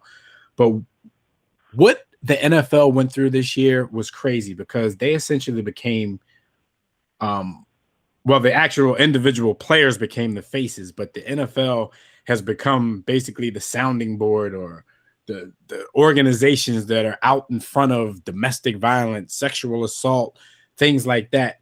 How did you guys think the NFL handled these situations? You know, Ray Rice, Adrian Peterson, Ray McDonald, Hardy, everything that happened. How do you guys think the NFL did in handling these problems? Everything was based on a response from the media as a barometer for how the public would respond and react to the NFL brand making a move one way or the other. So when that barometer started to move, then they moved in the direction that they felt would appease their fan base. That's what I saw. That's with all of this stuff. With Ray Rice, if they would have been able to save his ass and give him 2 games and let him play, cool. It would have been all right with them. Adrian Peterson, they don't care about his little high yellow son showing bruise marks outside of the fact that they have a lot of female fans, and they knew that the female fans would have a problem with it, so they had to act. You know, Ray McDonald, they don't, because that's the thing, like within the NFL, they know something that we know here at War Room Sports. These dudes are off their rocker. They're crazy. They don't get these jobs in the NFL as players for being nice, sane, cool human beings. They're animals. They play a game that is brutal. So a lot of these behavioral and psychological issues, they know they're already there. They just manage them. They manage them well with a disciplined situation, and they don't care. But if the fans get a wind of it, they got to make a swift decision, and that's what Roger Goodell does in protecting the interests of the owners. So that's all that is about, man. Right, because I think a lot of the punishments that they doled out, they would have been okay if that's what they would have done from the door. But just like we talked about with the whole NBA thing, they first tried to sweep things under the rug. Then once things got out to the public visually, especially in the Ray Rice situation, and then, you know, you have Adrian Peterson with the pictures of his son, you know, that's when they try to put the hammer down and try to be the moral police. And that's the thing with these leagues now, that some of the players are becoming the face of some of these heinous crimes. Now these leagues have to be the moral police because they have to appease everybody out there that's up in arms. So I think it's a difficult job, you know, to juggle. I never understood why Roger Goodell wanted all of that responsibility in the first place. But I think they dropped the ball on a lot of what they did just because they were being so reactionary to what the people outside felt. I mean, it's crazy. This goes like the we just talked about in terms of Donald Sterling. I mean, when you leave evidence and then you got the people pick up their pitchforks and come into march, then, you know, something has to be done, man. I just operate in this world today like I'm always being recorded and I'm always being watched. And I think everybody else should just do the same. Like, just assume even if you're in your crib, assume you're being recorded, man, and act accordingly, man. And I know you shouldn't have to. That's crazy to say, but but that's the case. I make a lot of porno tapes. No comment on that. I'm gonna leave that one alone. But at the end of the day, man, listen. If that's your brand, that's your brand. You know what I'm saying? We all know your brand. We've been to your Tumblr. We know what your brand is. So I mean, but that's your brand. So you don't have anything to worry about. But some of these cats try to act holier than thou, and then, you know, stuff happens, and, you know. And I agree with Dev. Goodell gave himself a lot of power, but also with great power comes great responsibility. Word to Uncle Ben. But man, this has been a rough season for the National Football League. Yeah. It hasn't just been them, but when you look at this entire year, they've had it the roughest, yo. This has been a rough season for the NFL. So hopefully we'll have a good playoffs because, you know, once the game started, people really didn't care as much anyway, but it's been a rough season for them. Real quick, in a few minutes, let's sum this topic up because I do want to, before we go, I just wanted to, you know, give some rest in peace shout outs to people in sports that we lost in 2014. But we always say here how, you know, sports is a microcosm of real life. A lot of sports fans never want real life to seep into what they're watching on television as far as sports are concerned. But this year, there's been a lot of police brutality cases going around, people being murdered by the police, and just a whole host of other things that give athletes an opportunity to speak out. And we haven't been used to seeing athletes speak out for the past, generation. But this year, with the Donald Sterling thing, you had some teams do their little demonstration with the warm-ups. I kind of thought they had way more power to do more in that Donald Sterling situation, but they did something, and it was, whatever they were willing to do. Then we had the Rams with the don't shoot, hands up, don't shoot display before their game. You have the athletes with the I can't breathe shirts on and stuff like that. Do you guys think, and we have to make this quick, do you guys think that we're actually going back, we're returning to a time with athletes as activists, or is this more opportunistic for some of these guys because they're realizing they can still have their brand, but with social media out there, there are a lot of people who enjoy seeing them do this, and they might be catching wind to the fact that it's positive for their brand to actually act like they care about something. Is it the former or is it the latter? I think it's a combination of both, right? Where I think in the past there have been players who probably wanted to do something. There's some guys who got blackballed and for standing up for whatever they believe in. Whether I agree or disagree, the fact of the matter is it takes courage and guts to do that. So shout out to guys like Etan Thomas, courage, Mahmoud Abdul-Rauf. So there's been guys who have done things like. But here's the thing, right? It's kind of like, and social media has been a big part of the show today. It's crazy, but it has. But now we're at a point, right? If I stand up for something and in the league or whatever tries to blackball me, they have to face the people that saw me stand up and say, okay, well, you're doing this because of X, Y, Z. So it's kind of like you use that to your advantage. If I stand up for something, I'm going to have a group of people that get behind me. And if you try to do me harm because I stood up for something, you have to face them. So it's sort of like this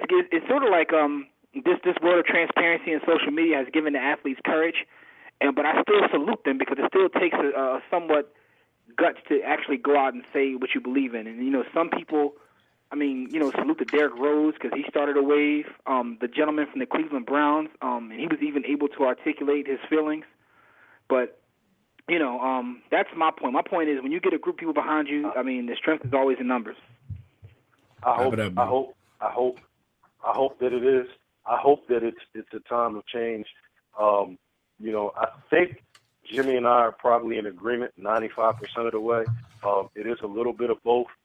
My fear is just looking, at my children, 6 and 10 years old, and the world that they're growing up in. There's so many issues racially that have never been addressed inside of the government, inside of the power structure, inside of the way this country works, that now are kind of coming home to roost.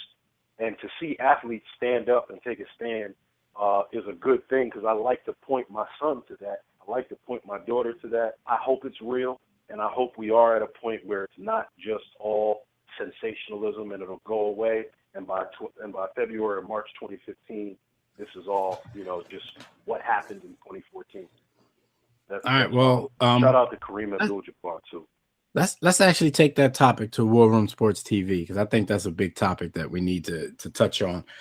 Before Jimmy takes us out of here, man, we just want to give some rest in peace shout outs to some sports people that we lost in 2014. Jim Fregosi, former shortstop and the manager of our beloved 1993 National League champion Philadelphia Phillies. Dr. Frank Jobe. He was the surgeon who pioneered the Tommy John surgery.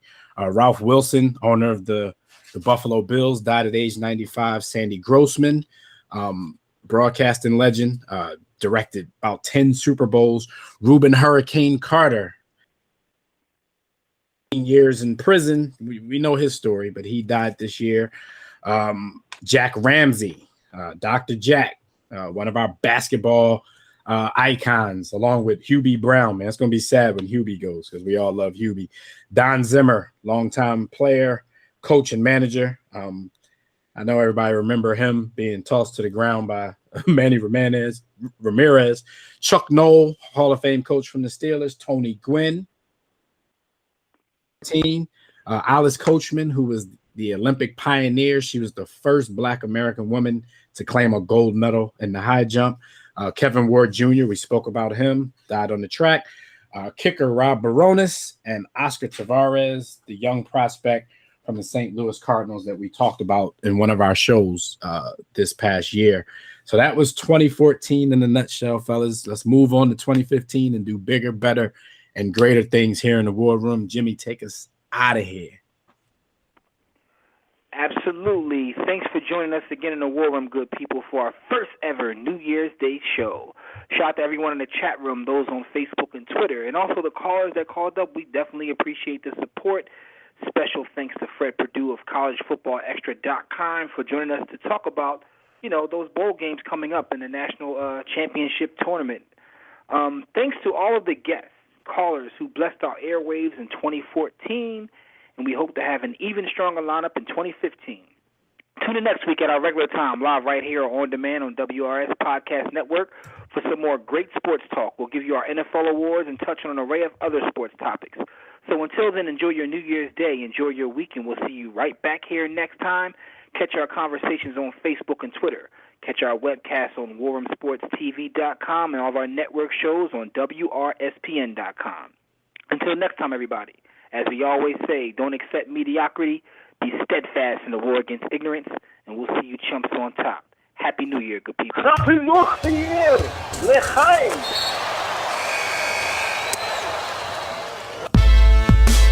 6 to 8. Yeah. War Room Sports. Y'all ready? Let's go. Stay in tune to Jimmy. Know the blueprint. Every Thursday, 6 to 8, they do this. Shout out to Dev, PJ, B. Austin, Doc Bay on replay. WarRoomSports.com. Get that mobile app. If not, dial 323-140012. They be going and you sensitive, then oh well. Physical podcast, let's talk sports. Showtime like Magic in the box course. Listen live, push one to join in. Rip your team or listen for your enjoyment. Hip-hop scholars, pit stop for knowledge. Should be in sports credits, I ain't talking college. 5 guys, no beef though. Corporate secret, but the streets know. Belafonte, I got a G flow. KC royalty, I'm in beast mode. 2 hours, get your game up. Who's the best in sportscast? You better name us. War Room Sports. Yeah, you know, Jimmy, Dev, DJ, Jack Beck, B. Austin. I'm Jack. Up and coming on the beat.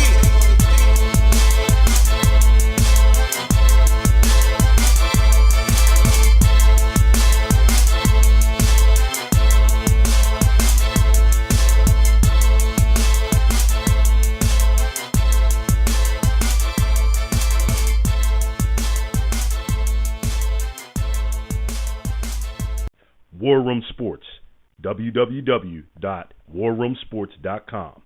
What? Ain't no more to it.